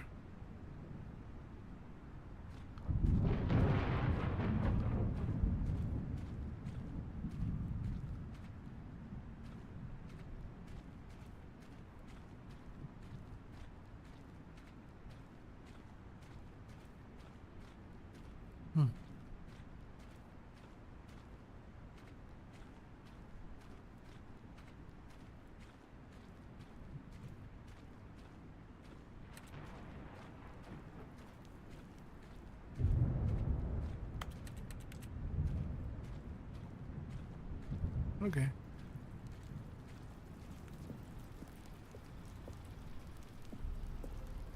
Okay, let's see what this one says. While the idea for the game is good, for someone who prefers non-linear games, this preachiness gets annoying fast. Preachy? Stanley, I'm not preachy, am I? You can tell me if I'm preachy. Honestly, you can. Oh, goodness. This is actually quite shocking for me. Well, to be honest, I had always thought of the game's dialogue as being rather terse to begin with. You can't know how much fluff I cut from the game to get it to feel as light and airy as it... Well, I always thought it did. But maybe it wasn't. Oh dear. What an awful memory to have to hold on to. These black marks on my otherwise unimpeachable track record. I feel like a failure. Like I let these people down. Perhaps the Stanley Parable isn't quite as sterling as I always remembered.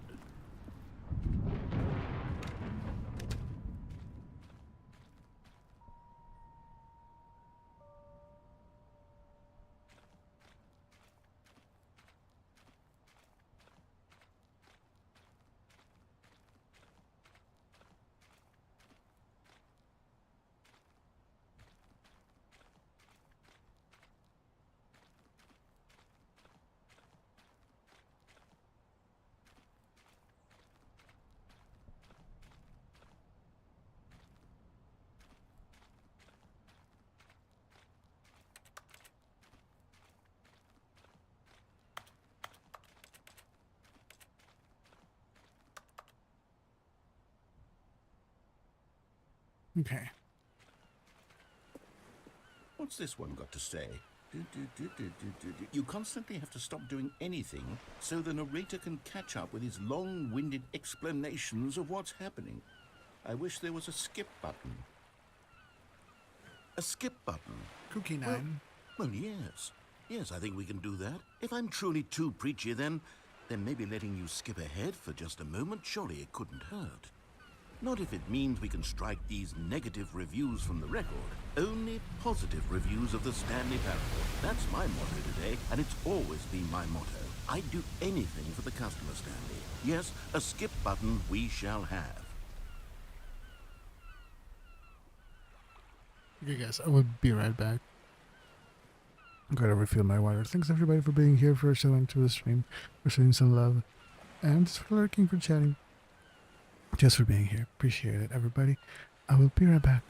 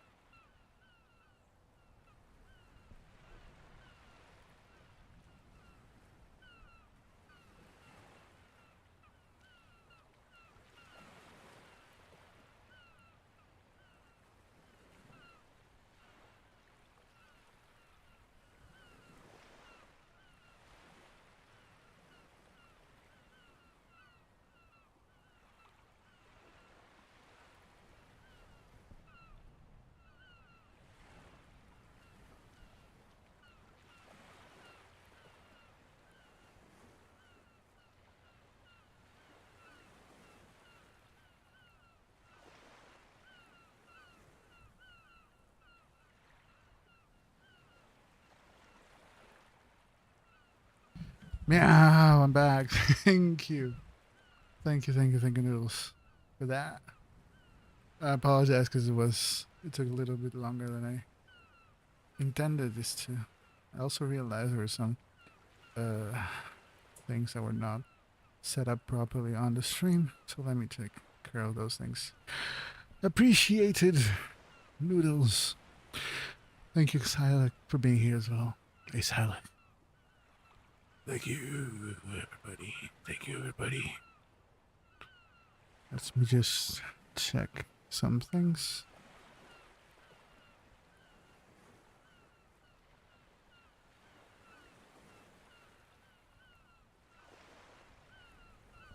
Okay, this should be okay. And on the YouTube side, this isn't it.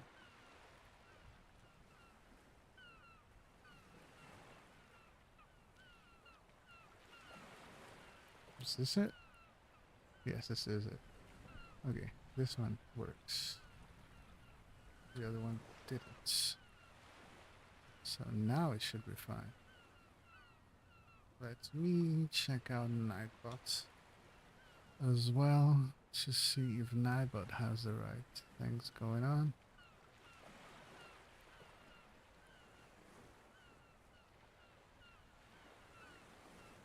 Good job, you did it. Good job, you did it. Good job, you did it. Good job, you did it. Good job, you did it. Good job, you did it.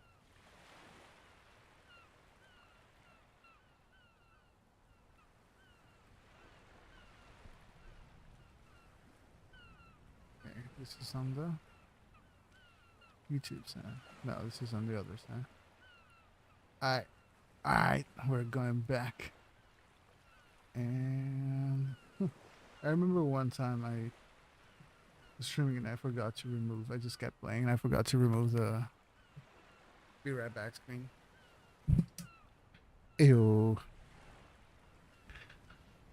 There was a way to get like stuck here in this part, but I cannot remember how to do it. And I already jumped here, so it doesn't really matter right now. But he was talking about the implementation of a skip button because Cookie9 left a Steam review on that regard. Can I? Oh, doesn't let me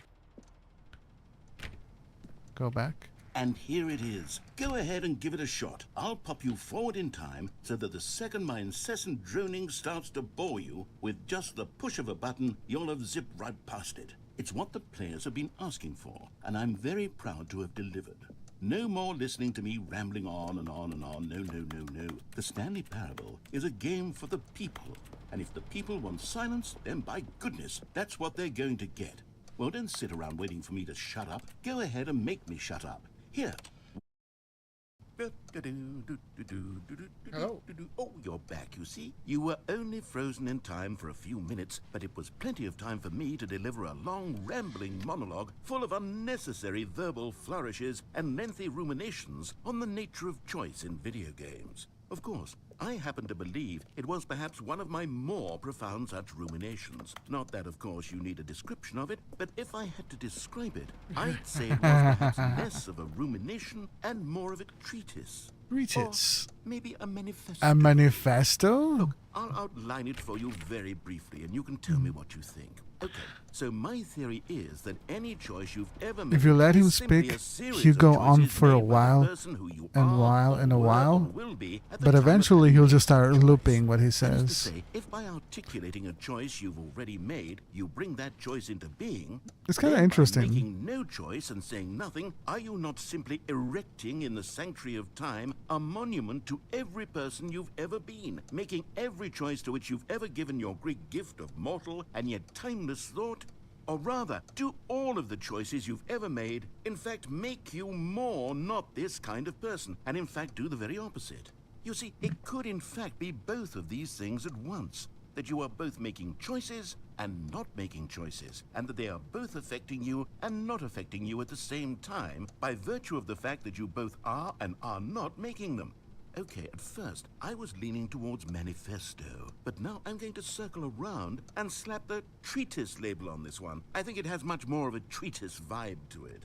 But wouldn't you say that manifesto just has a much grander sort of tone? It has a mouthfeel that is rich with ambition and history. Ambitious history, if you will. Ah.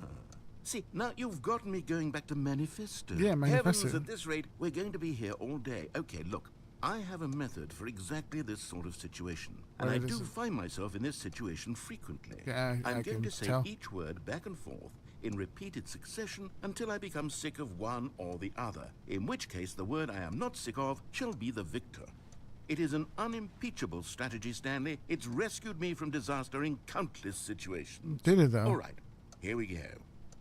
Treatise, manifesto, treatise, manifesto, treatise, manifesto, treatise. I love how manifesto, clever they were to treatise, keep this one manifesto, going.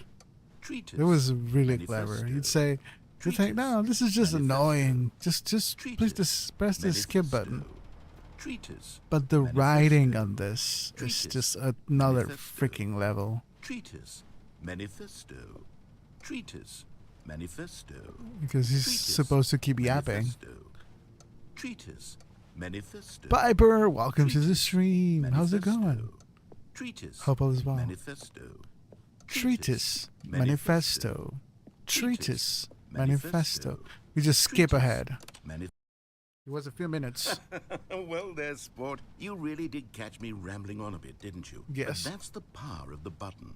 The minute I start to go off on a thoughtless display of self-absorption, it's right at your fingertips to go poof, and it's all over. Oh, I can't wait to see what Cookie 9 will say about this, and whether they'll Cookie edit 9. the rating of their Steam review, or at least change some of the wording, perhaps.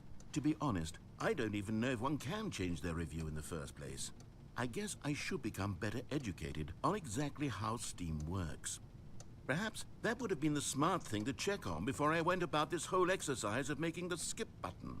Although I have to imagine that after seeing this exciting new technology at work, surely whoever it is runs Steam will instantly run out and implement a new feature to make it possible to edit one's review, merely because of this very situation. Yes, I think that's quite likely. Or perhaps they'll simply grant this particular user the ability to change their review, so that the feature is not widely abused. It's been a really nice day today. It's been raining all day, and I freaking love that. I love that. We are a very hot country usually, so these days, like an autumn or a fall, just having quite a bit of rain is beautiful. This part is so funny. I freaking love that.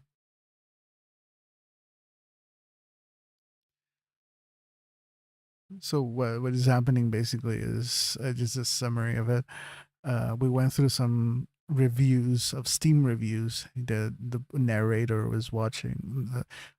The first ones were really nice. There's some reviews for the game, and then it's like we found the Steam reviews that were awful. And then there was one of the reviews by Cookie9 that said this narrator needs a skip button. And the narrator, well, let's just implement that. And now he's just yapping. I would even be okay with Steam altering this particular review so that it reads as something more 55, beneficial. okay. Something along the lines of, this game is the best game. Let me start over. That's good. How about this? From the ashes of depravity rises the phoenix of quality.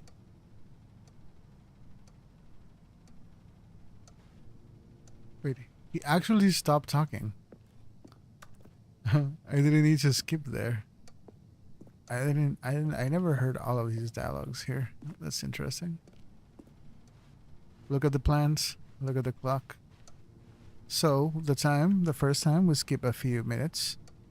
I think now we skip a few hours probably. We'll see. We skip.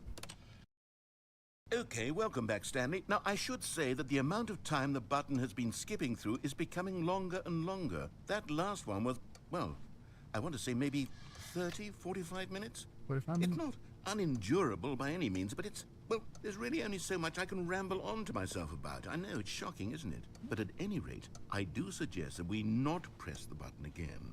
I think the skip button has been aptly demonstrated, and we can say goodbye to it and just... Wait, how do we get out of here? Where did the door go? Oh. Wasn't there a door that led into this room?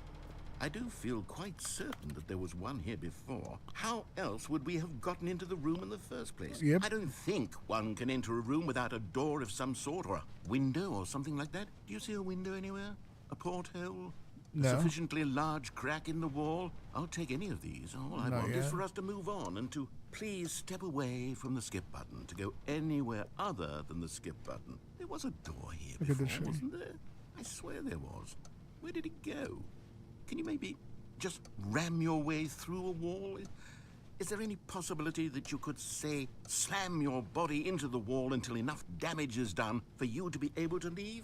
Please, I'll take any option at all. I'm asking you to work with me here. We need a door. We need a door of some kind. I can work with any kind of door as long as it can open and lead from one room to another. I'm going to step away for just a moment, and I'm going to try to find us a door. I don't know how exactly to remove a door and place it in a different wall, but I will find a way, I promise. You just need to not do anything. Don't press the skip button. Please, please, please do not press the skip button. Just wait here for me, and don't press the skip button. Got it? Stanley, please don't push the button again. It's been 12 hours. You've just been frozen there. I don't know why the skips are getting longer, but they're really, truly getting longer, and my God, there's no way out of the room. Stanley, the door is gone. It's completely gone.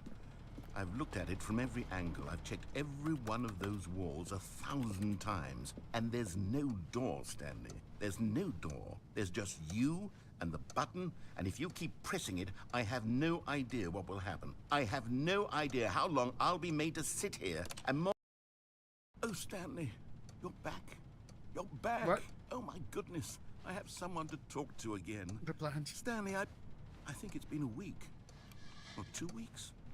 I've been sitting here all that time. Just sitting here. Not a single person to speak with.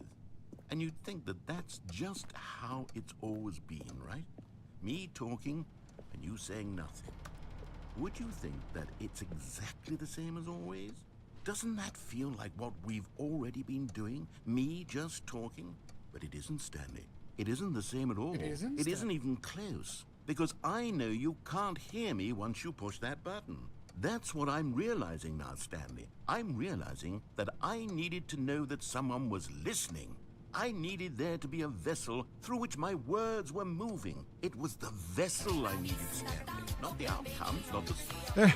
Hey. Thank you so much. Appreciate it, Ted. 28 months in a freaking row. You rock.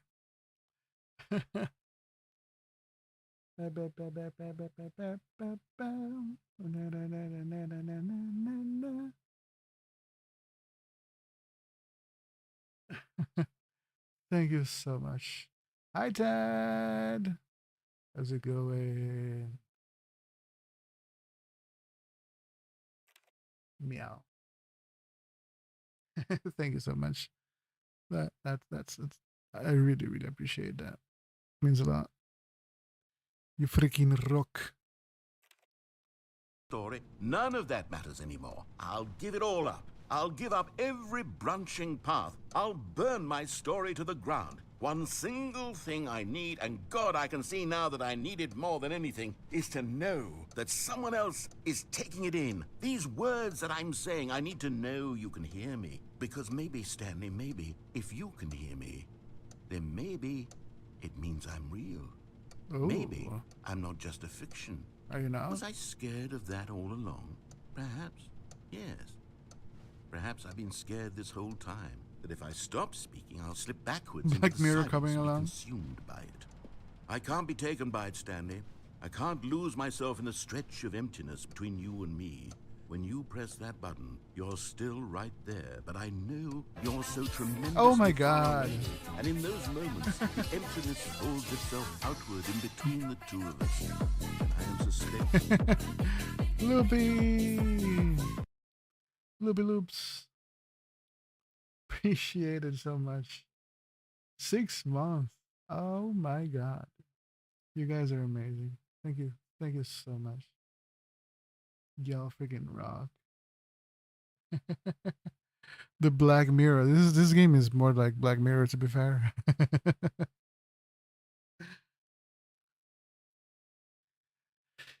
How is it going, everybody? Appreciate it so much.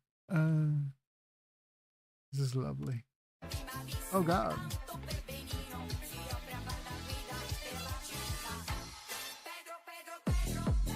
Oh my God. Hey, Viber. Thank you. Thank you for that sub. Thank you so much. Thank you so much, everybody. You guys are amazing. Thank you for all the support.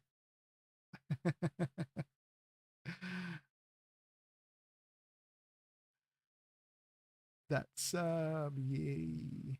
Appreciate it, everybody. Oh my God. I did not expect that.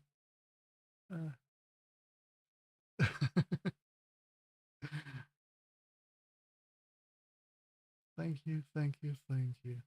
Oh my God. I don't even have my soundboard on. There's a hype train. Oh Lord.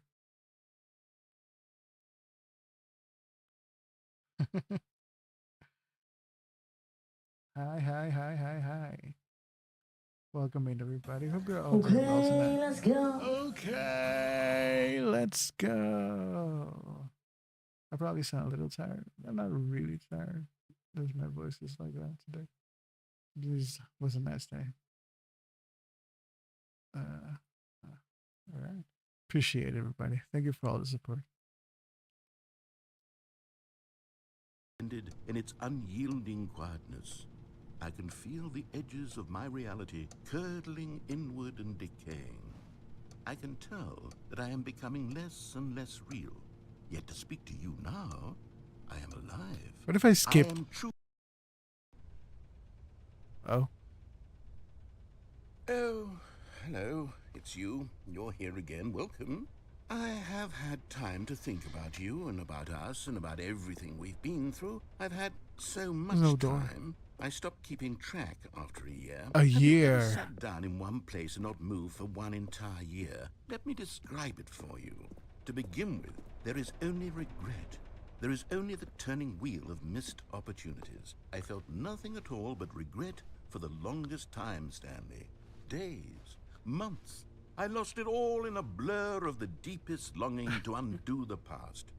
And when that feeling had begun to subside, Why what would you took do its that? place is what I can only describe as the collapse of every moment I have ever experienced my entire life. All of them collapsed down into a single instant. In that instant, I could see myself You see the clearly, tree. calmly, The tree, with a the collected plant. heart. It was an impossibly rich wellspring of both delight and disgust simultaneously. I was consumed by it. I could do nothing but wallow in it for what felt like an eternity. Eternity. What I now know was far less. You see, it was a revelation for me. It was unlike anything I had ever known. It was a space without consequence, without action or outcome. It was divorced entirely from the question of free will that you and I have squabbled over for so long. There could be no one ending, no singular outcome of events. Only if all events existed in the same moment. The And I same felt moments. freed. I felt unburdened by the need to manifest a particular outcome into being. I saw that I could allow myself to exist along all timelines. Right? And that each of them was simply a strand in the web of my being. It was Strand. incredible. The spaciousness, the equanimity of the moment, both singular and infinite. For the longest time, Yeah, I've been like every single day for like almost 2 weeks probably. I've been like, I need to stream. Yeah, I'm gonna stream. Then I just started watching something or didn't feel like it. Not today. Let's do it tomorrow. No, let's do it tomorrow. 'Cause the last stream I did was like the repo that we all played together. It was like a week ago, probably. But prior to that and after that, I didn't really stream anything else other than that. This has been a while. This was my experience. And then this moment passed, and the most unyielding fear I have ever Forever, known yeah. crept into my mind. And it is this sensation that I have been experiencing now for longer than I could have ever expected was possible. I have been waiting for you. Not that you might save me or do something to fix it, but merely to state for you. Yeah, it's been very just very tiresome days. It was just some ups and downs. I was like, nah, not tonight, not tonight. Didn't feel like talking too much to people. That happens, everybody. Yeah. And others just were like, let's just rather finish watching this or finish playing this. So everything that I did was just hop like in Fortnite, get some XP for the season, then just watch something and sleep early. The replay last night, my mouse battery was dying. Didn't realize what was going on. Kept dropping things because you had like your own overcharge on the the mechanic. You would just drop the things. That is funny and tragic at the same time. A lot of relaxation. Yeah. Yeah. Appreciate it. Dude, I got so mad. What is happening? Yeah, I can tell. I just gonna use wired mouse always, because that has happened. Not in that game, but that's funny. Every single damage to the dog got me twice. Oh no. The freaking apex predator. The dog is just very annoying.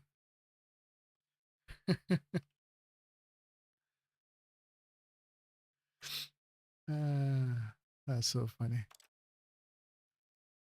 You, the plain fact of this manner of existence. I wish you to feel It is really rough. that perhaps one day this state of mind will consume you as well. Perhaps Skip. Oh. He's not talking.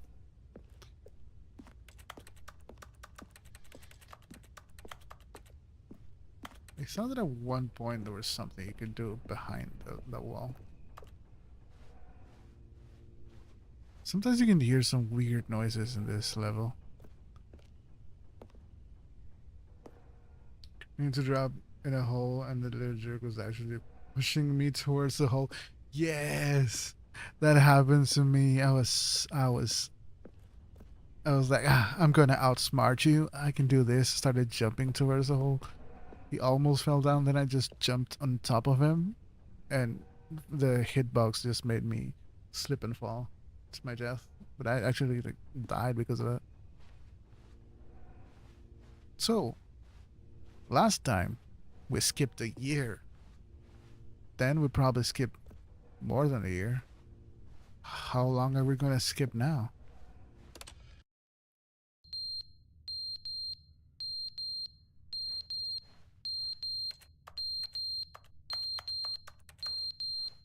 Is that a smoke detector?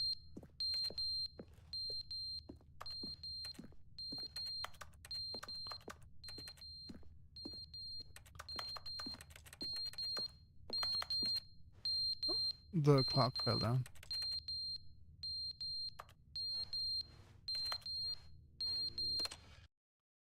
But they didn't understand the game was never meant to be funny. It was meant to have a point. It was meant to speak to the human condition. But where are the jokes? Where are the jokes? They bemoaned, they screamed, they gnashed their teeth and said, entertain us. It wasn't enough. They had to leave a pathetic little thumbs down Thumbs review down. and make all of their pitiful demands. But then, he's talking too much, they said. First, he didn't entertain us, now he won't shut up. It's the inconsistency, it's the lack of accountability, it's the unwillingness to examine with an uncompromising heart the words that they are speaking into the world. As though there were no consequences for a lack of cohesion in one's assessment of others. But of course, absolutely anyone can leave a review. So here's what we get. We get these demands that seek everything and are accountable to nothing. We get a world where someone will say, oh, there should be a skip button. You should be able to freeze Stanley in place while the narrator sits there forever and ever. We want all of this in the new Stanley Parable. We demand it. And then, because it was said, because it was spoken, now it simply has to happen.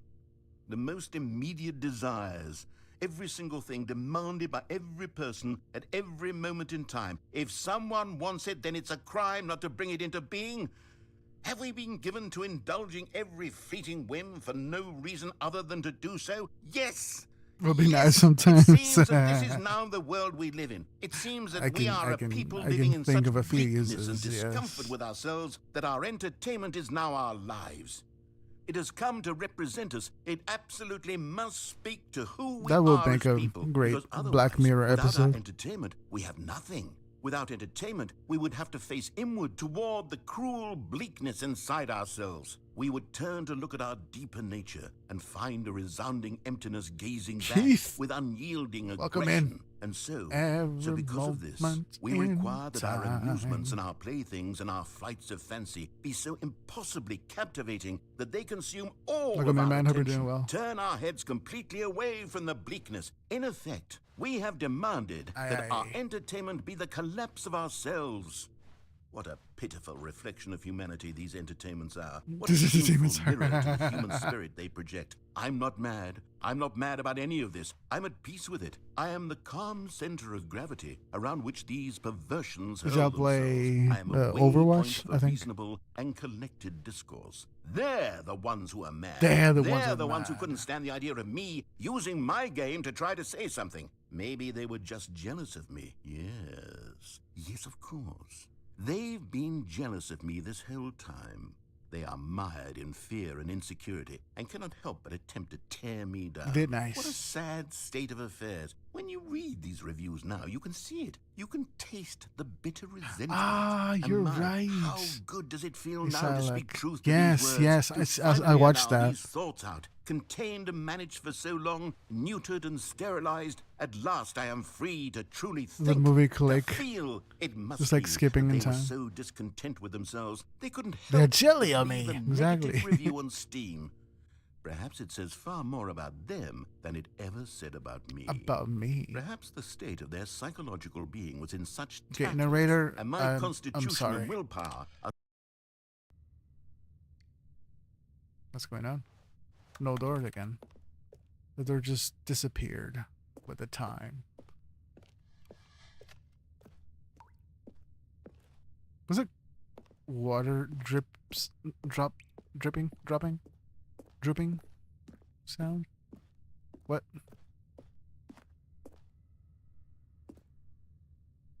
Click emotionally destroyed 10-year-old me when I watched it. Yeah, it was a hard watch for me. It was.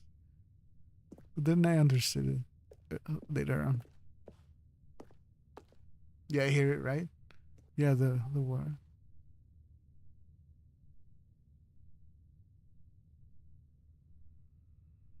I'm sorry, I heard a weird sound real life. Hold up. What the hell?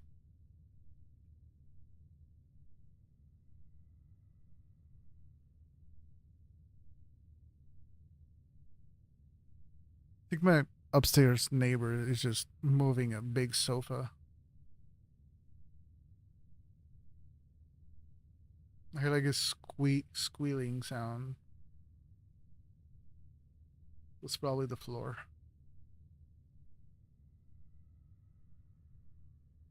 What the hell? Sorry. That's just weird.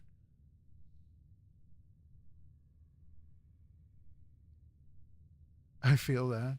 At this hour, yeah. His how do you call it? He's a fashion designer. He makes dresses, and he works late hours usually. It's like yeah, we know him.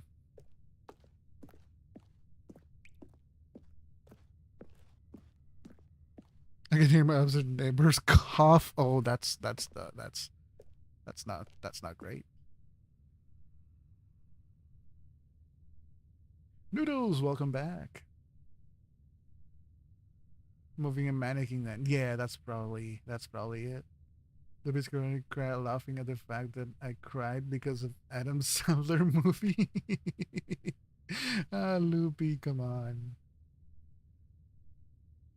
Chupapi Muñaño. It's so weird to say. I appreciate everybody being here. Everybody on the Twitch side and on the YouTube side as well. Appreciate you guys so much. Adam Sandler movie Click. Yeah, that was what they were talking about. Because we were like skipping in time. Right. The end is never the End is never the end is never the end is never the end is never the end is never the end is never the end is never the end and it's never the end it's never the end it's never the end it's never the end it's never the end it's never the end it's never the end it's never the end it's never the end it's never the end it's never the end it's never the end. Still have no door behind us. End is never the end is never the end is never the end is never the end is never the end. That's reasonable. We'll begin only eat 60 nugs. She can't have a say. She doesn't get it. Oh, it really went from lighthearted to damn real. Okay. Anything else happening here? This looks like exactly what was happening before. The end is never the end is never the end. Okay, now is you can see the droplets. I don't know how to say.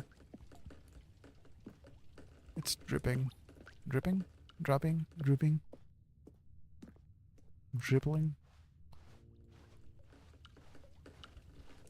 Water.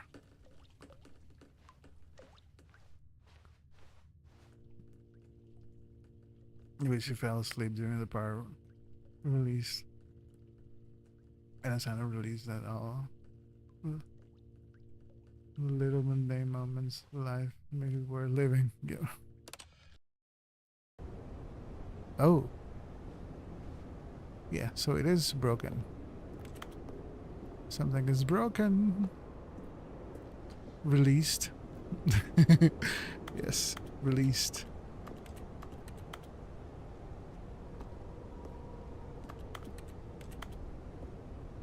When he released, his life was... Wait, where's the plant? The plant is dead. Okay, it was dead for a long time.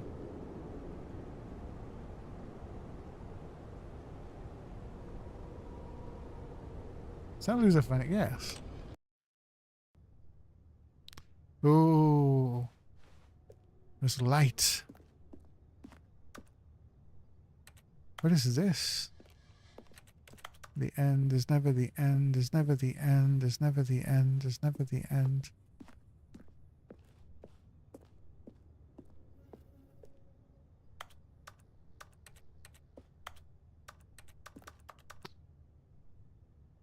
Caution. Not a step.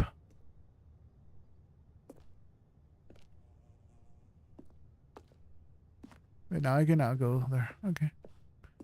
We just skip in time until something happens.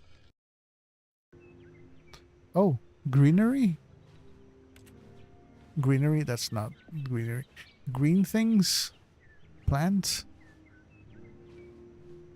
These are ferns. Ferns. Well then get your shit together. Get your shit together. And put it in a backpack. All your shit. So it's together.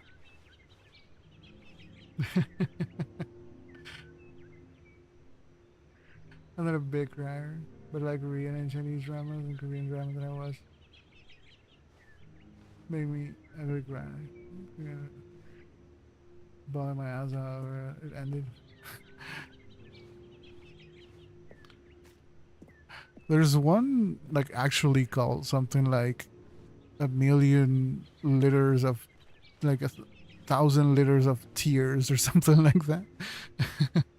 And the one I could never ever watch is I think there's one that's called Stairway to Heaven. It was like nope. That was like no. Too much for me. I did watch a couple of like the season ones. Like the 4 season dramas. I love those. They're very classic ones. But yeah, I get Korean drama. Haven't watched it in a while though. So things are... Wait, is there a tree out there? Oh, there's a tree there. I never saw that before. Say no to emotions. Exactly. About emotions, we just skip them. Oh. It's night. It's all kinds of sounds.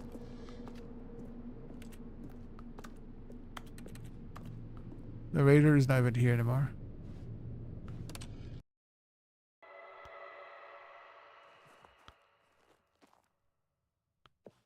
Can't see anything. Everything is just destroyed. What the frick? Oh, it's taking longer for this to come back.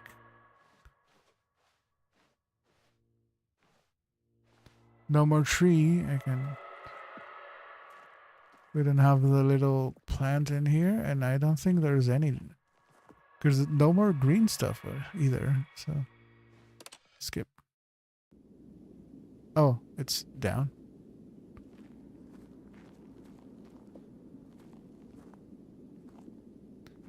What?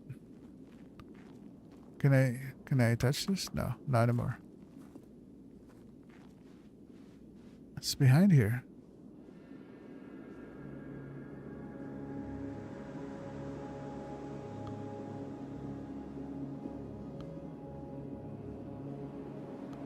Definitely no trees.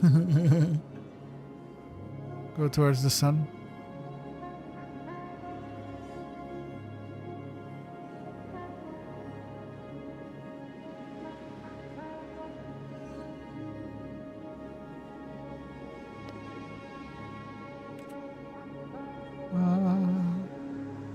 Oh boy.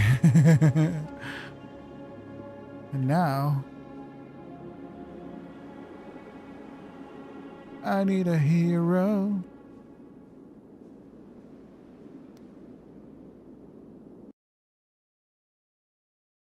And that was the ending, I think. Yeah. Okay, this one's still there. All of his co-workers were gone. What could it mean? Stanley decided to go to the meeting room. Perhaps he had simply missed a memo. Now, a verse from our collective tale in elJokerino's realm of games and demos. Ted Schafer's misses the streams. Time does flow. Hyper battle ducks. A mouse in woe. Clicks. Tear-jerking tail hit. Hit hearts aglow.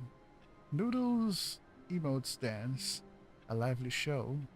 Lippy's nugget limit sparks the friendly foe.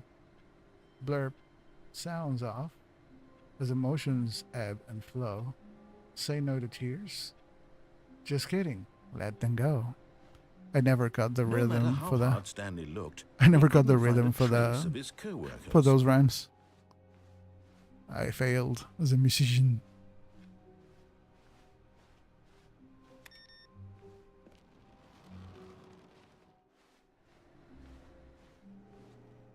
I'm after a week's off. So it's like, Oh, Gyro. No, yeah, no, Gyro, no. Gyro. Gyro. Gyro? I don't know.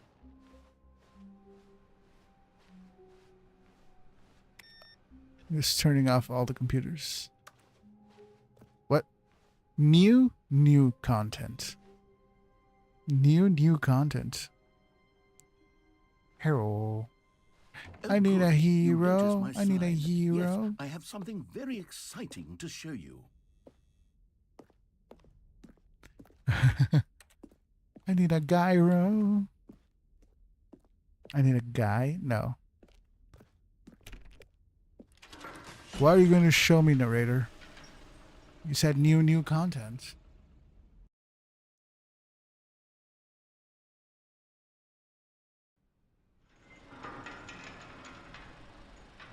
You realize we haven't even unlocked half of what the game has just yet. Just want that to sink in.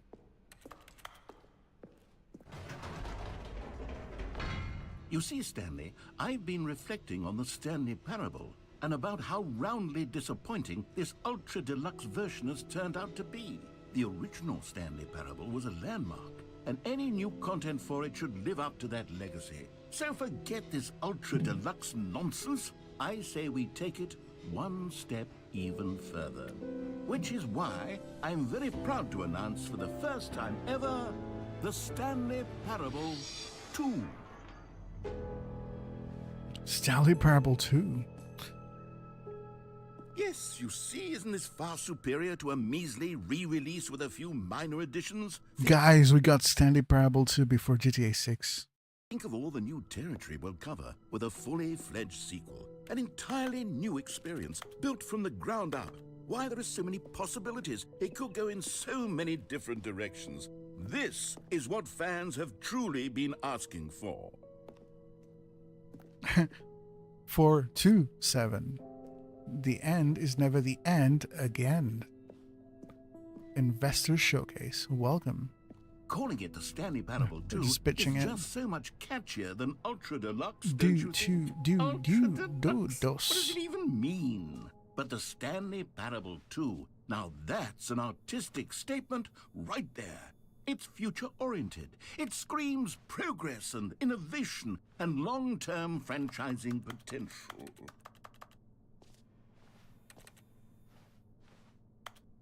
Ooh. Tell me about it, narrator. Tell me more. Like did he have a car?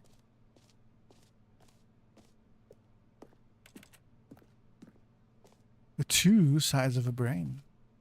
Two ferns. Oh. What is here?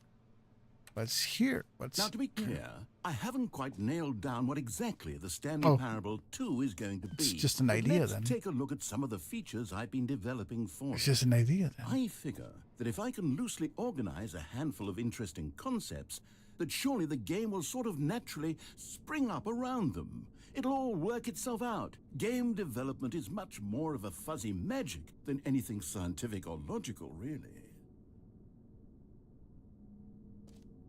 Meeting plan. Scrum, design pitch, break, pitch design.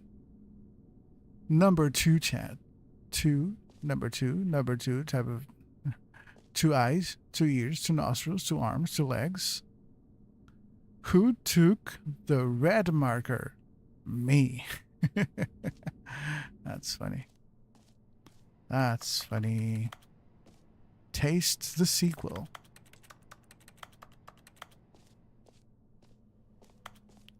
Stanley Parable 2. What is this? A burb? A burb? A burb. Well, you do not want us to check what you're watching. This way to the show floor. New content. New features. Talk.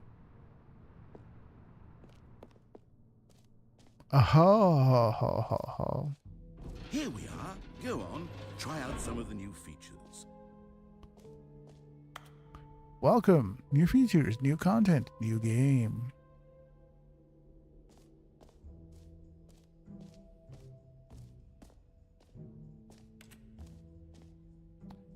Please, no screenshots.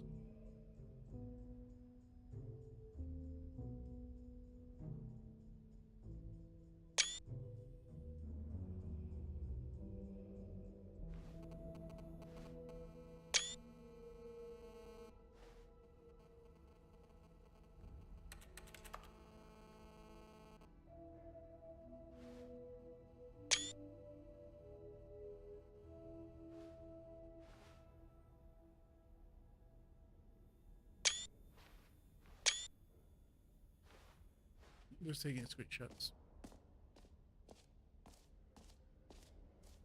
Because they told me not to. Hear your name in the game. New content. Exclusive, the button that says the name of the player that it's playing the game. Alright. For the Stanley Parable 2, I asked myself, what do players really want? And of course, the first and most obvious answer is that they want to be individually recognized and validated as people. So little So with nice that plants. in mind, my first addition to the lovely. game is this button which speaks the name of the person playing the game. Isn't that wonderful? Kind of.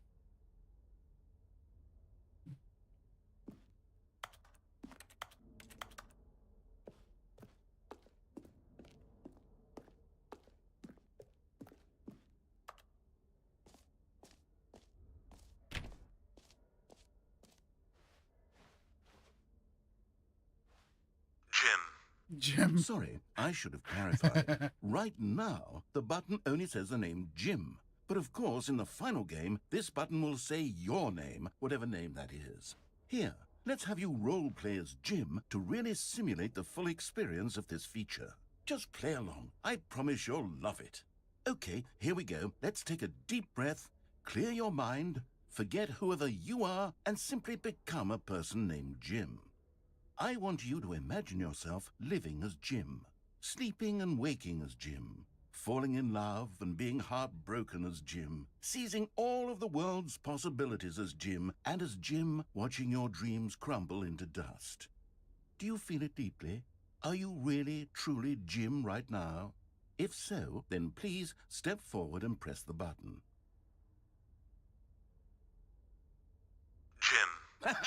Yes, you see. I am Jim. What a I'm thrill, what a Jimker. rush. Wait, That was never mind. you. The button described you. Do it again, do it again.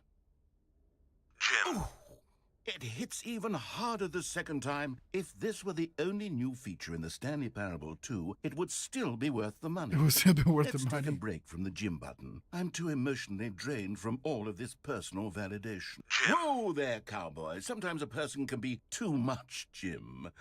I'm putting the Jim button away. Jim. Otherwise, Jim. soon you'll start to lose Jim. all sense Jim. of who you actually are. Jim. Wait. I wanted to be Jim. I am Jim. Jim is me. I am one. I have becometh one with Jim. I need to work out. I go to the gym. Wait, never mind. Jim. A person can be too much Jim, right? I know a couple of Jims in my life. I suppose I could allow only people named Jim to play the Stanley Parable 2. That would actually save me the work of finishing this feature. Happiness in this picture. If you're named Jim, the baby's all grown up.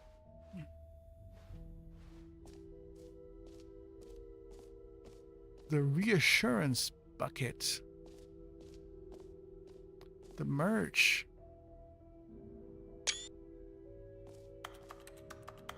I think the QR code actually does work. It takes you to a long video.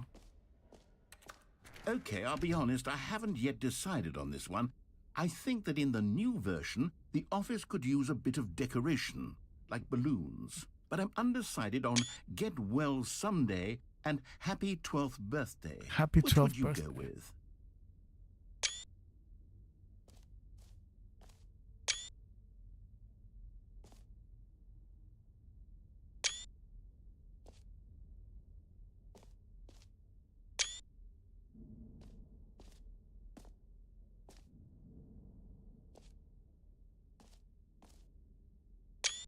They said no screenshots.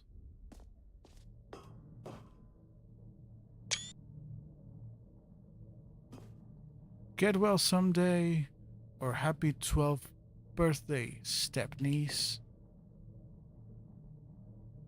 Step-niece?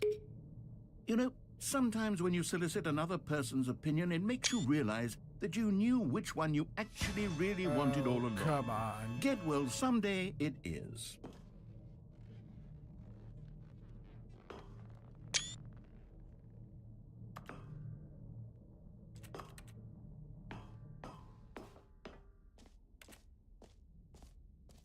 Or actually, maybe I should have gone with... No, I've made my decision. We're moving on. Maybe you should. Come now. You've already made your choice. It's true that you chose badly, but we all have to move on from our mistakes.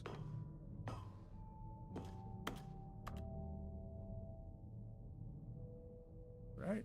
Let's keep going.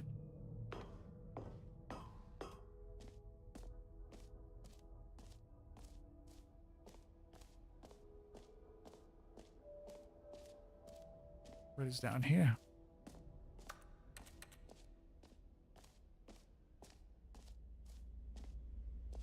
The hole. Infinite hole. Stanley, here's an idea that I'm truly fond of. It's never been done before in a video game. This is, in fact, a hole that you can fall down forever. That's right. Infinite falling. You can fall until the end of time, if you like. A stunning leap forward for video games as a medium.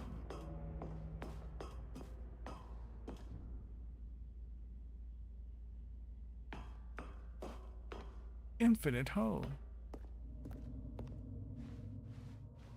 What if I...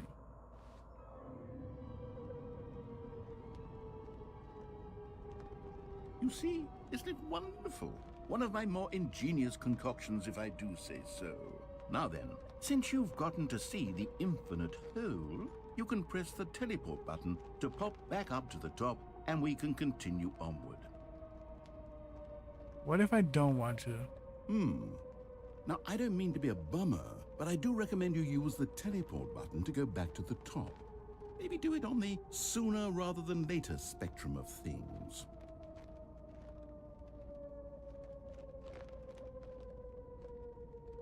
Okay, Stanley, I don't know quite how to say this tactfully, but it's possible that I slightly exaggerated the infinite nature of the hole. Is it a very, very deep hole? To be certain it is. It's an extremely deep hole. I don't want anyone to say that it isn't an astonishingly deep hole. It is. Is it infinite? Well, that sort of depends on your definition of infinity. From one perspective, the infinite is merely philosophical in nature. It's more of a... Okay, well, good for you. You found the bottom of the hole. You found me out, Stanley. I'm a liar and a cheat, and you're so clever. Look, I think the issue here is just that you're unusually fascinated by falling. What normal person actually wants to fall infinitely? I figured the hole was as deep as anyone would actually need. Don't you put this on me. Maybe you're the problem. Look, things got a little heated there. I think we both you're said the some problem? things we didn't mean. Why don't we just put all this behind us and agree to just call the hole mostly infinite? If that works for you, then go ahead and press the teleport button to warp up to the top of the hole and we can move on. I'll just be up here when you're ready. Great. Now, I'm very excited to show you even more of my ideas for the sequel. What if just... Oh, for heaven... You see, I was right. The problem is you. The problem is that you like holes too much. not normal. Whoa. A normal person would have said, yep, that's an infinite hole right there, goes on forever till the end of time. Don't need to see it all, but not you. Oh, no, no, no, no. You have a weird sort of... Oh. Did the hole seem even shorter to you this time? Yep. I couldn't help but feel like you spent a little less time in there than you did before. I mean, admittedly, I didn't make an infinite hole, but I didn't think it was that not infinite.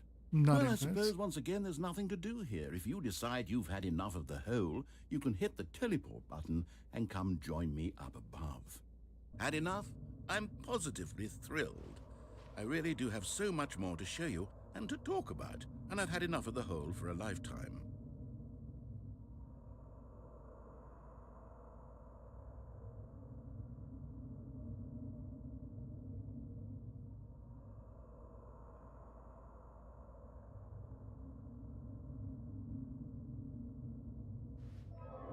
Gosh, Let's jump again. how could I have guessed? You're back in the hole. If this starts to become a thing where... Oh, it's even shorter now. Okay, yes. I'm starting to become extremely certain that the hole is not only not infinite, but that it's growing steadily less and less infinite. I suspect that I'm starting to hit the point where it's no longer feasible to call the hole infinitely deep, even by the lax overall standards for accountability and marketing. What's going on here? Stanley, I have no explanation for the uncertain nature of the hole's length. Here, let's try something. Let's pop back up to the top, and we'll see if it gets any shorter.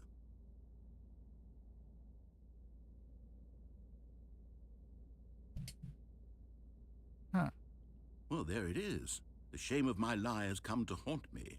Not only is the hole not infinite, but it's barely me jump even a back. hole at this. How is this still appealing to you? I know you're obsessed with holes, but at this depth, I just can't see this scratching the itch. Oh, who am I to judge?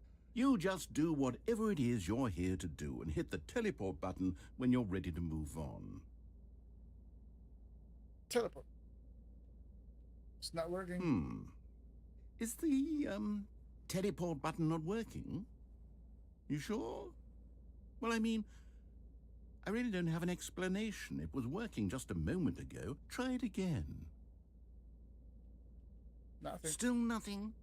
Well, I suppose there is one thing I can do to fix this. I'm out. Goodbye, Stanley. You couldn't bear to be away from the hole, and now you'll get more time with it than you could ever have asked for. It's a win for everyone. You get to be with the hole. I get to do literally anything mom's else. hole. Take care, Stanley. I hope you and the hole have a wonderful rest of eternity together. Just what the...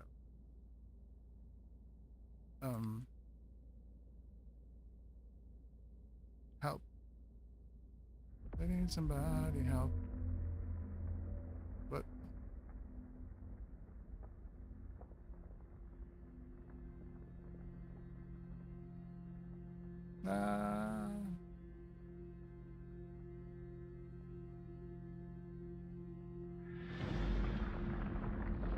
Oh.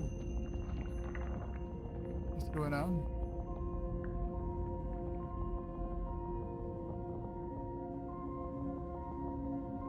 We're going down.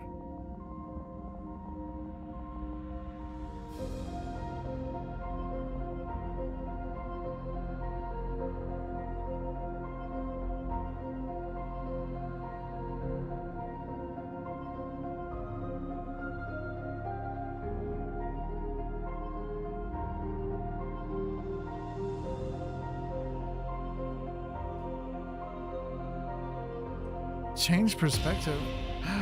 Imagine. Oh no. Perspective.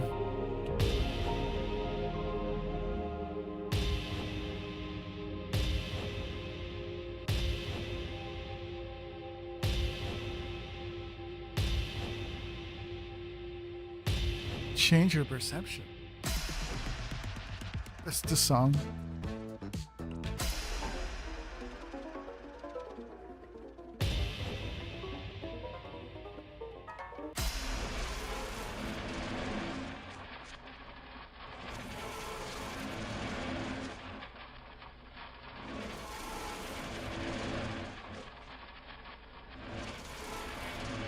change your reality.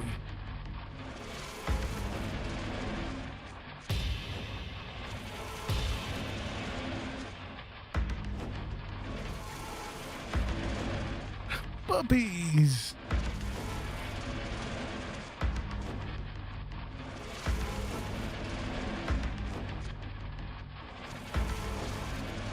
Of course. Change yourself.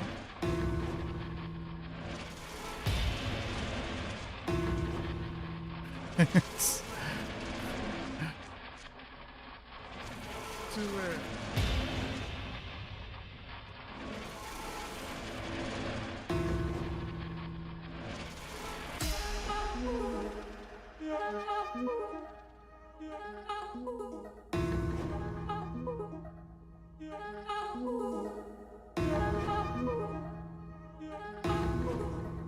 Stanley? Stanley? Stanley? Oh, Oh, good, you're awake. It seems you had sort of dozed off there, drifting away into dreamland. But we can't have that, Stanley, because this hole is just so darn fascinating that I want you to be wide awake for every second of it. You don't want to miss a single moment. So how about if I just pop in from time to time and wake you up to keep you really, truly focused on the hole? From the looks of things, you and I will have many, many years here in this hole, and I'm looking forward to all of them. Stay alert, Stanley. I'll be back. Toodle-pip.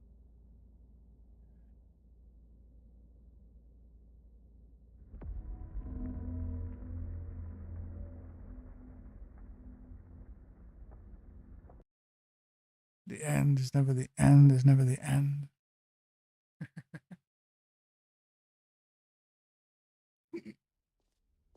Here we are. Go on, try out some of the new features.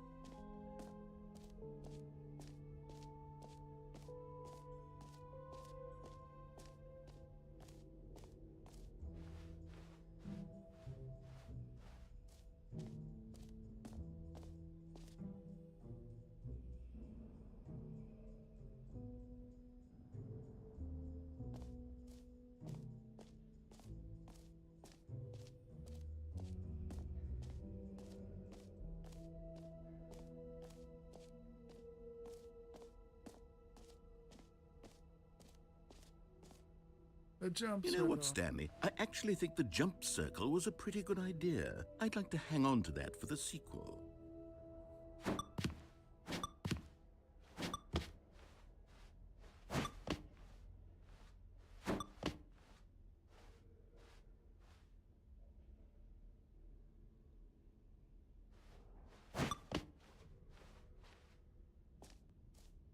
We new and easy achievements.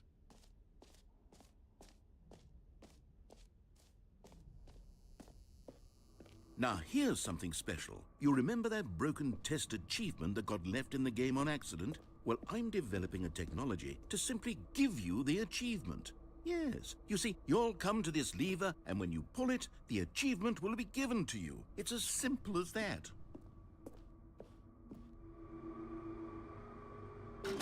Okay, perhaps I should have clarified. This is technology that will exist. Right now, the achievement is still fully broken. I'm not a wizard, Stanley, but I guarantee it will be fixed in the sequel to at last satisfy the hordes of ravenous fans all over the world who have been uproariously demanding this feature. Gamers, we hear you, and I promise it will happen.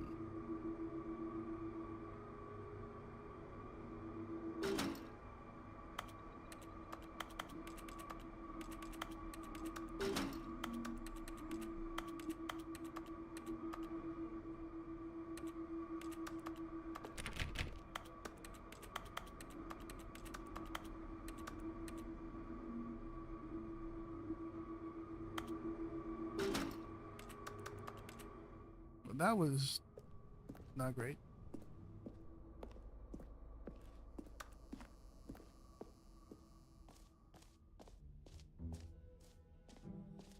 What else? What other exhibits haven't we seen yet? Collectibles. Ah, collectibles. Now it's a real video game. In the Stanley Parable 2, you'll run around gathering up these miniature Stanley figurines. And what's truly innovative is that there will be no reward for collecting all of them. I don't want to stifle the intrinsic joy of watching a number go up. You simply collect all of them, and then you move the hell on with your unremarkable life.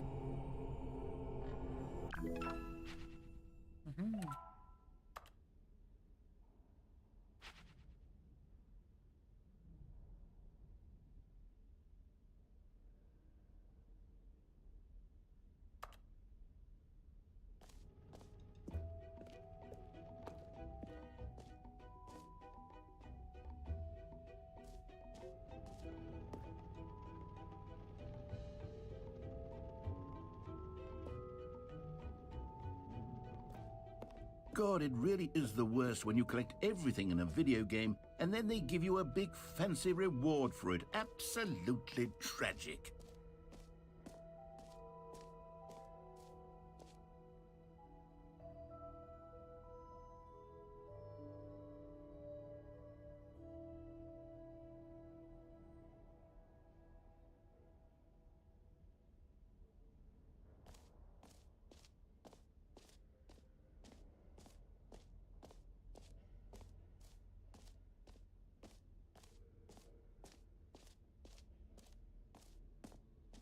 Uh-huh.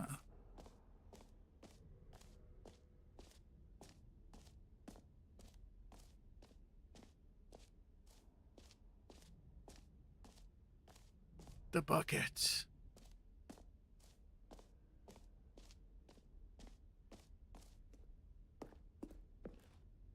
A common complaint of the Stanley Parable was that it was confusing and paradoxical, that it engendered a chaotic sense of reckless despair in those who played it. Well, I'm happy to say that after much consideration, I've engineered a clever solution to this fundamental problem with the game.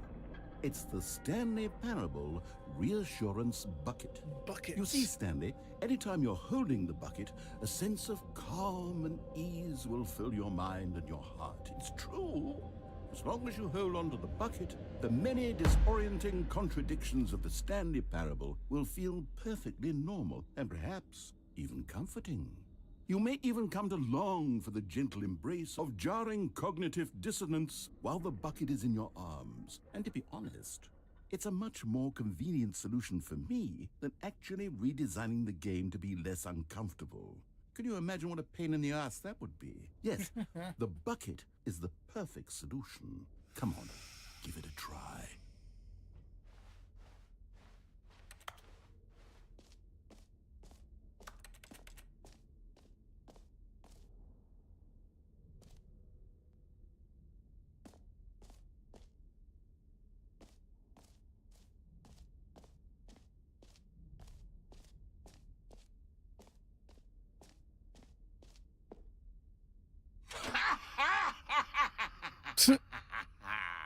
Can you feel it? The glow of comfort, even in the face of crushing despair, must already be sweeping through your body. And in fact, can I say that I do believe the bucket lends you an air of charisma as well? I think that just holding it has made you the slightest bit more attractive as a person. The benefits of the bucket seem to go on, don't they? All this and more await you in the Stanley Parable 2.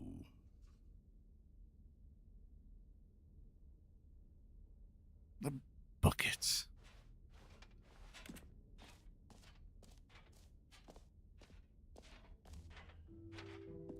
Does anyone give out awards for most enjoyable bucket in a video game? That really should be an award if it isn't already.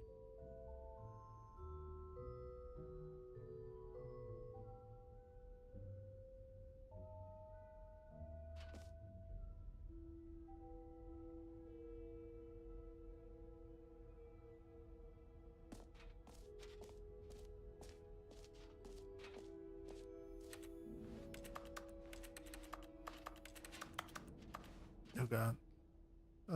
Tiredness has just hit me like a truck just now. I apologize. Thanks everybody for being here, for showing some love to the stream, for lurking, for chatting, for supporting it. You guys are friggin' rock. So much. I'm probably gonna call it in a bit, in a little soon.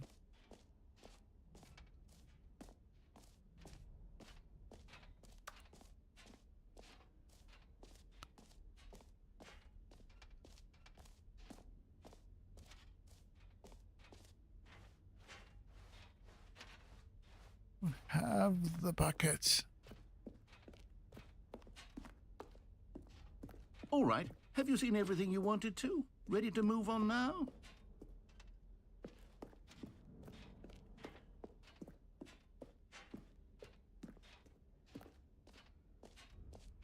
So, Stanley, what do you think?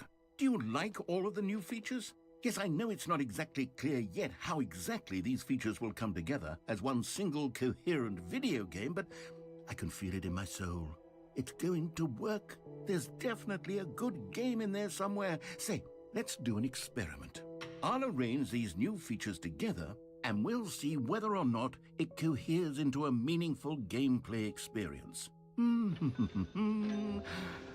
Okay. Are you ready? Here it is. I give you the Stanley Parable 2. Bucket is life. Oh. Well, I mean, there's potential here, right? It's sort of... Okay, never mind. Hold on. Let me do a different arrangement. Okay, yes, this is much better. I feel good about this. Here we go. Version 2. Oh, God. Who am I kidding, Stanley? This isn't a coherent video game at all. It's a lot of gags. And I do very much enjoy creating gags, but they don't add up to anything. I wanted more than anything to create a sequel that would capture all the magic of the first game. I wanted fans to love it. No matter how good these gags are, they won't stand on their own. They would need the structure and the gameplay of the original. Wait, maybe that's it. I can take the original Stanley Parable and simply, well, insert a few of my new features into it. Tastefully, of course. With respect. With care for the vision and integrity of the original game. Would it possibly work? I suppose it could. But it would need a really, really tremendous title screen. A title screen that says with bold and uncompromising conviction, "This is the Stanley Parable 2. Let me see if I can whip something up. All right, perfect. Go ahead. Take a look. Take a look. Begin the game. Welcome in, Chance. How's it going?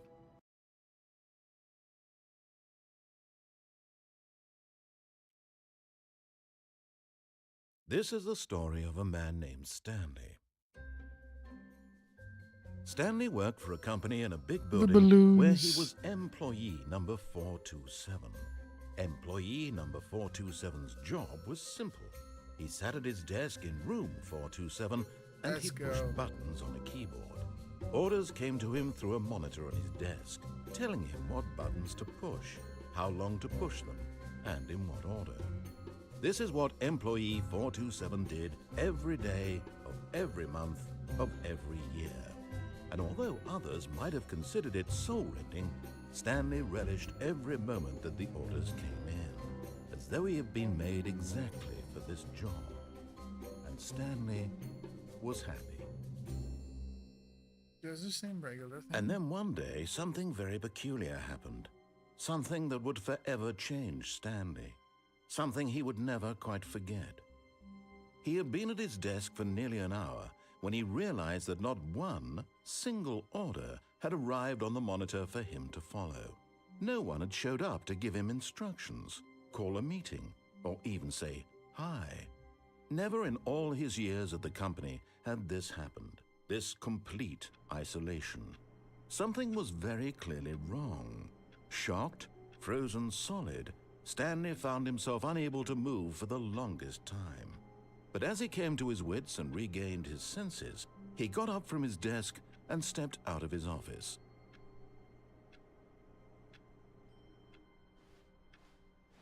All of his co-workers were gone. What could it mean? Stanley decided to go to the meeting room. Perhaps he had simply missed a memo. No matter how hard Stanley looked, he couldn't find a trace of his co-workers. The bucket. Stanley picked up the bucket.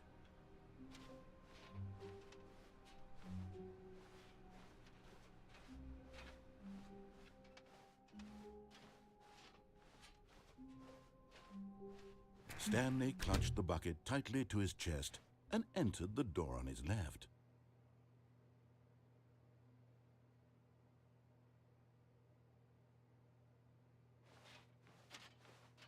This was not the correct way to the meeting room, but Stanley had felt the bucket calling to him, telling him that the employee lounge was simply the place to be.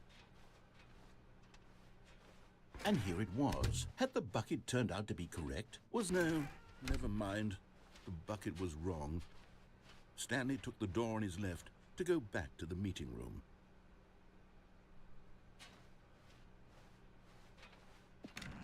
No, said the bucket. don't go to the meeting room. Go somewhere else. The cargo lift, yes. Go there. Go to the cargo lift.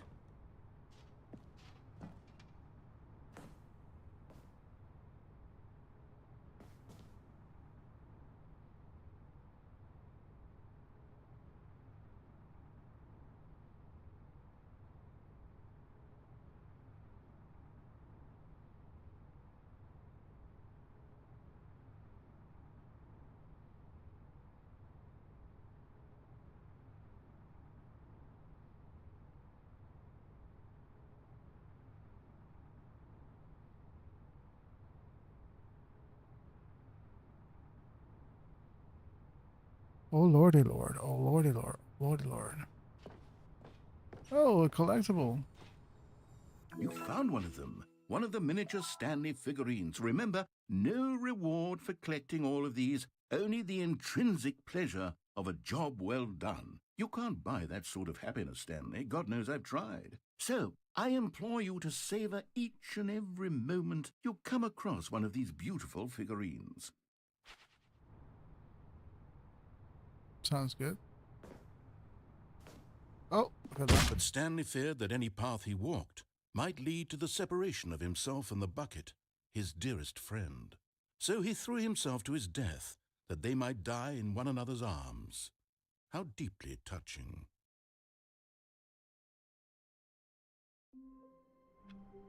So, what's going on here is that every ending that you know in the game that you can play regularly, now with the bucket, it's different. So if the game has, let's say, 25 endings regularly, normally, with the bucket, it makes it 50 endings. So if you grab the bucket and you keep playing, things will be different. All the endings will be different. All of his co-workers were gone. What could it mean? Stanley decided to go to the meeting room. Perhaps he had simply missed a memo. If you want to play like vanilla, you just keep moving around, just keep going. Stanley lifted the bucket into his arms, and a wave of comfort rushed over him. Stanley clutched the bucket tightly to his chest and entered the door on his left.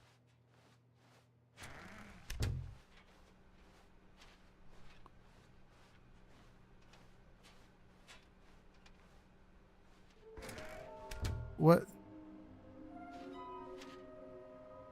They're all talking about the trust, the completionist instinct, how to find all of the figurines. See, even this is different now. Can I enter here? Oh, Stanley, can you feel it? The broom closet. It wants the bucket. You can feel that, can't you? The aura of jealousy. It's as clear as day. This broom closet believes it deserves the bucket. I can really feel it now. It's a bucket. It belongs in a broom closet. That's what the broom closet is trying to say here. It's supposed to go with the other cleaning supplies. Good for you, Stanley. Don't give in. Don't hand over the bucket. I know how hard it must be, given the pressure that the broom closet is putting on your shoulders right now, but you have to be strong. This is your bucket. This is your companion and lifelong friend. You can't hand it over. Oh no. We're getting into name-calling now, it seems. Is this how low the broom closet has sunk, that it has to resort to this stream of petty insults simply in order to get you to hand over the bucket? Stanley, I never liked this broom closet for a variety of reasons, but even this is worse than I had imagined.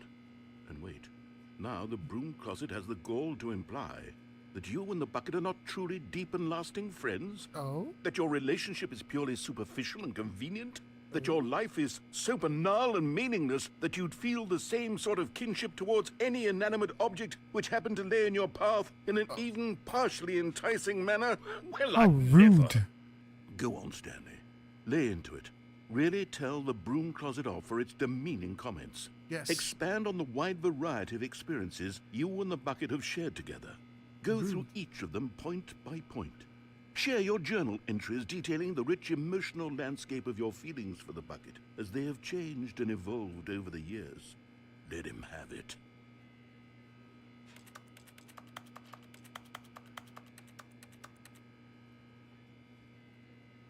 Okay, I've got you something which I think will help settle this debate once and for all.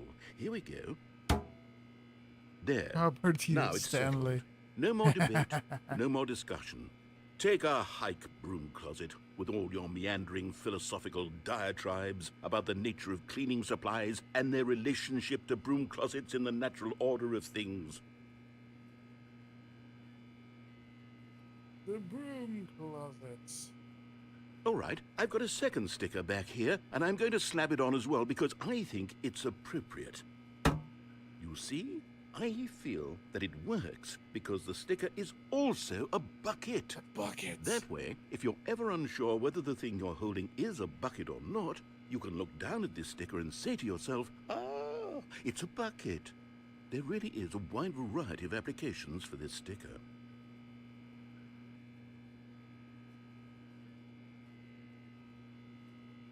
Nothing else here? Okay. You know what?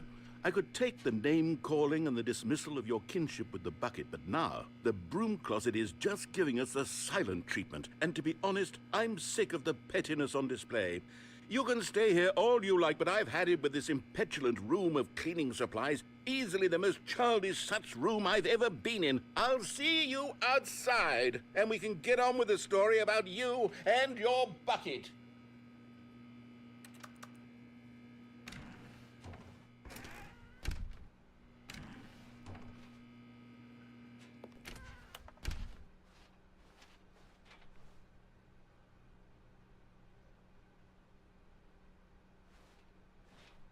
Coming to a staircase, Stanley and the bucket walked upstairs to the boss's office.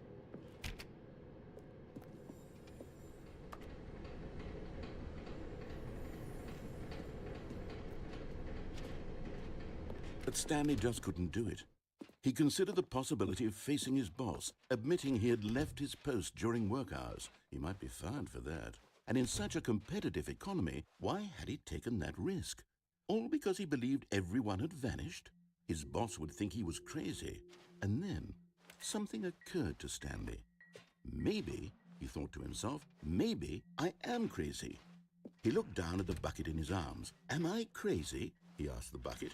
The bucket returned his gaze, but said nothing at all. That's strange, Stanley thought. Usually the bucket is a source of guidance and wisdom for me in difficult times such as these. He held the bucket close, yet felt none of its familiar reassurance and comfort. And that's when Stanley realized, this isn't my bucket. It's just a normal, everyday bucket. Someone else's bucket, perhaps. How did I end up with someone else's bucket? This is all terribly wrong. Surely no good would come from this. Who knows what sorts of bizarre hallucinations Stanley might experience without the psychologically grounding presence of his bucket. And indeed, now he noticed that the rooms were repeating, which was, of course, very odd. And now he felt himself floating off the ground. Oh, gracious, he exclaimed. Without my bucket, I've gone truly mad. Where is it? I must find it. Far off in the distance now, he heard it, calling to him. Stanley! Stanley, it's me, the bucket. Could it truly be? He rushed forward from room to room, passing by one bucket after the next. None of them were his. None of them were his special bucket. Come to me, Stanley. Find me. He had to find the bucket. He had to return to his old friend. It was the only way to truly restore his sanity. And then suddenly, he froze dead in his tracks. He knew where the voice of the bucket had been coming from. The real bucket was inside of him all along. It was incredibly painful. Stanley doubled over in agony and blacked out.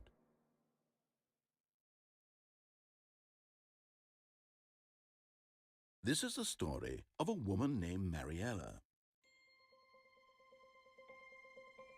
Mariella woke up on a day like any other. She arose, got dressed, picked up her bucket of comfort and security, and walked to her place of work. But on this particular day, her walk was interrupted by the body of a man who had stumbled through town, And he talking and has a screaming to bucket. himself, and then collapsed dead on the sidewalk. Right away, she knew what the problem was. This man had no bucket. Of course he'd gone mad, ranting and raving about a narrator describing all of his It really actions is. and how everything is predetermined and free will is an illusion and it's all just a video game. It could all have been prevented if only he'd taken his bucket with him. Perhaps he didn't even realize he'd forgotten his bucket at home in the first place. How cruel the world can be, Mariella thought, and she hugged her own bucket even tighter. But of course, she had no time for this. There were a myriad of confusing problems she would soon have to confront at work, for which her bucket would provide absolute guidance and total clarity on everything. Heck yes, she thought to herself, my life kicks ass. And she backflipped all the way to work. Backflip.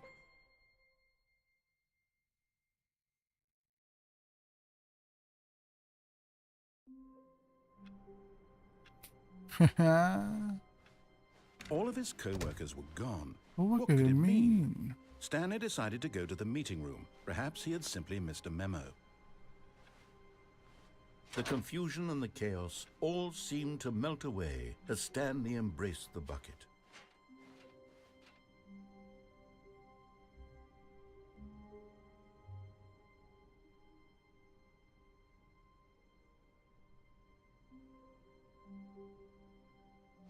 Meow.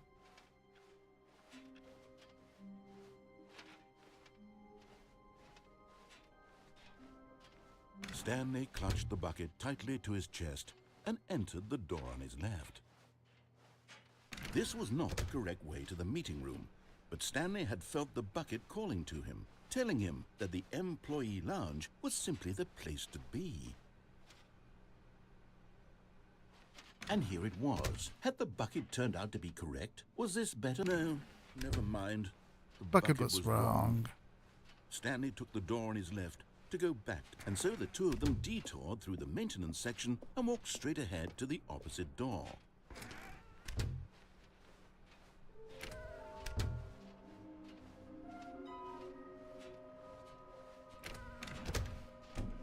Stanley, we must move on from this broom closet, simply because I have no remaining stickers. If I did, you can guarantee we'd be in here for hours. But alas, no stickers. Come on. Give me stickers. Give me. Show me the stickers.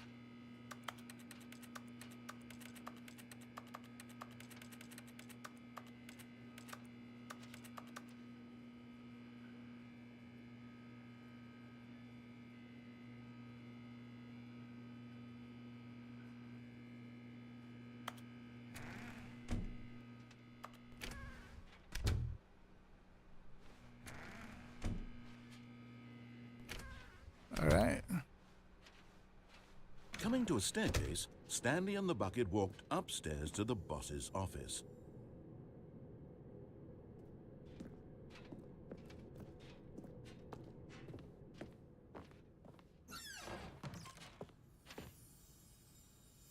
Oh, Another miniature Stanley figurine. This, there really must be a snappier name for these things. What about mini stands? mini Stanley stands. figs. What about Stanley rings. Yes, I think I like that. Another Stanlerine under your belt.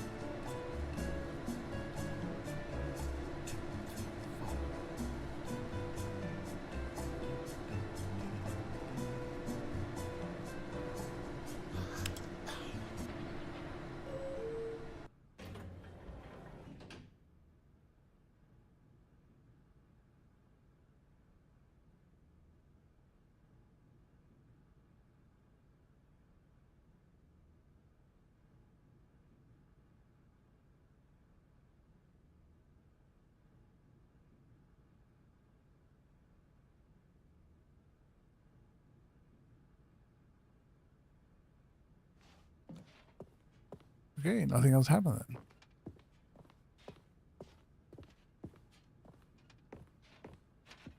Stepping in.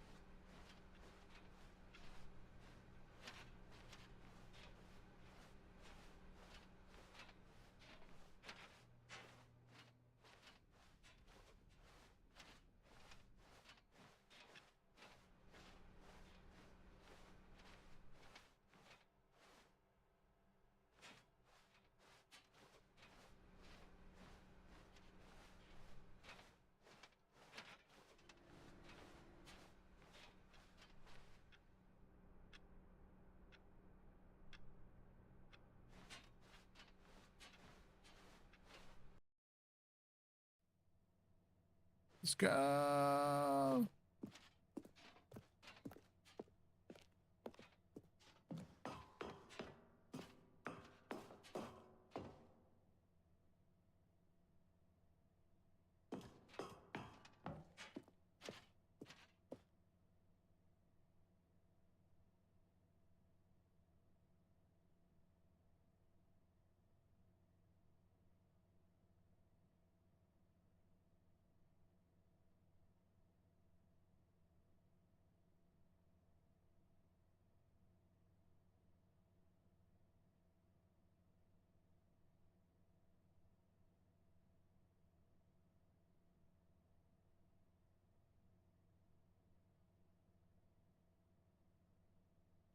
Meow.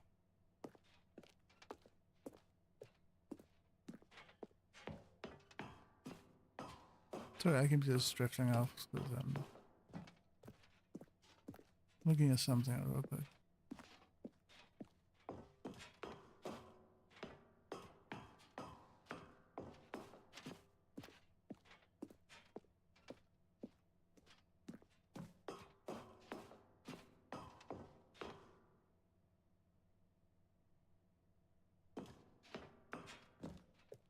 D8.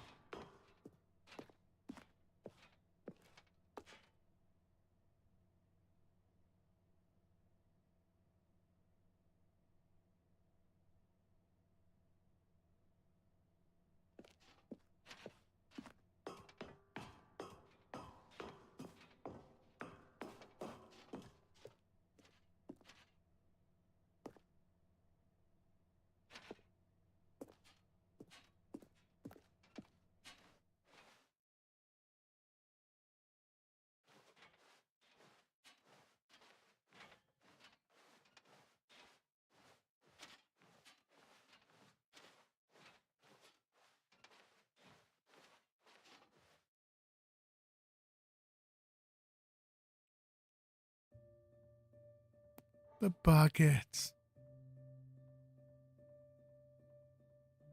Shh. Hush.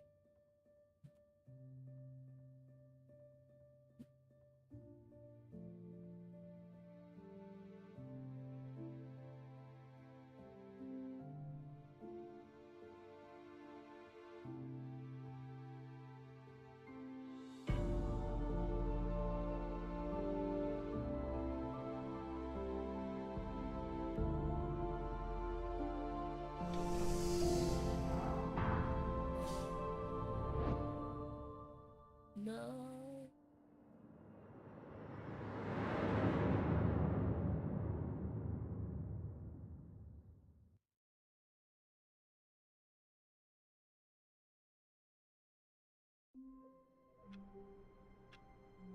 And then it starts again.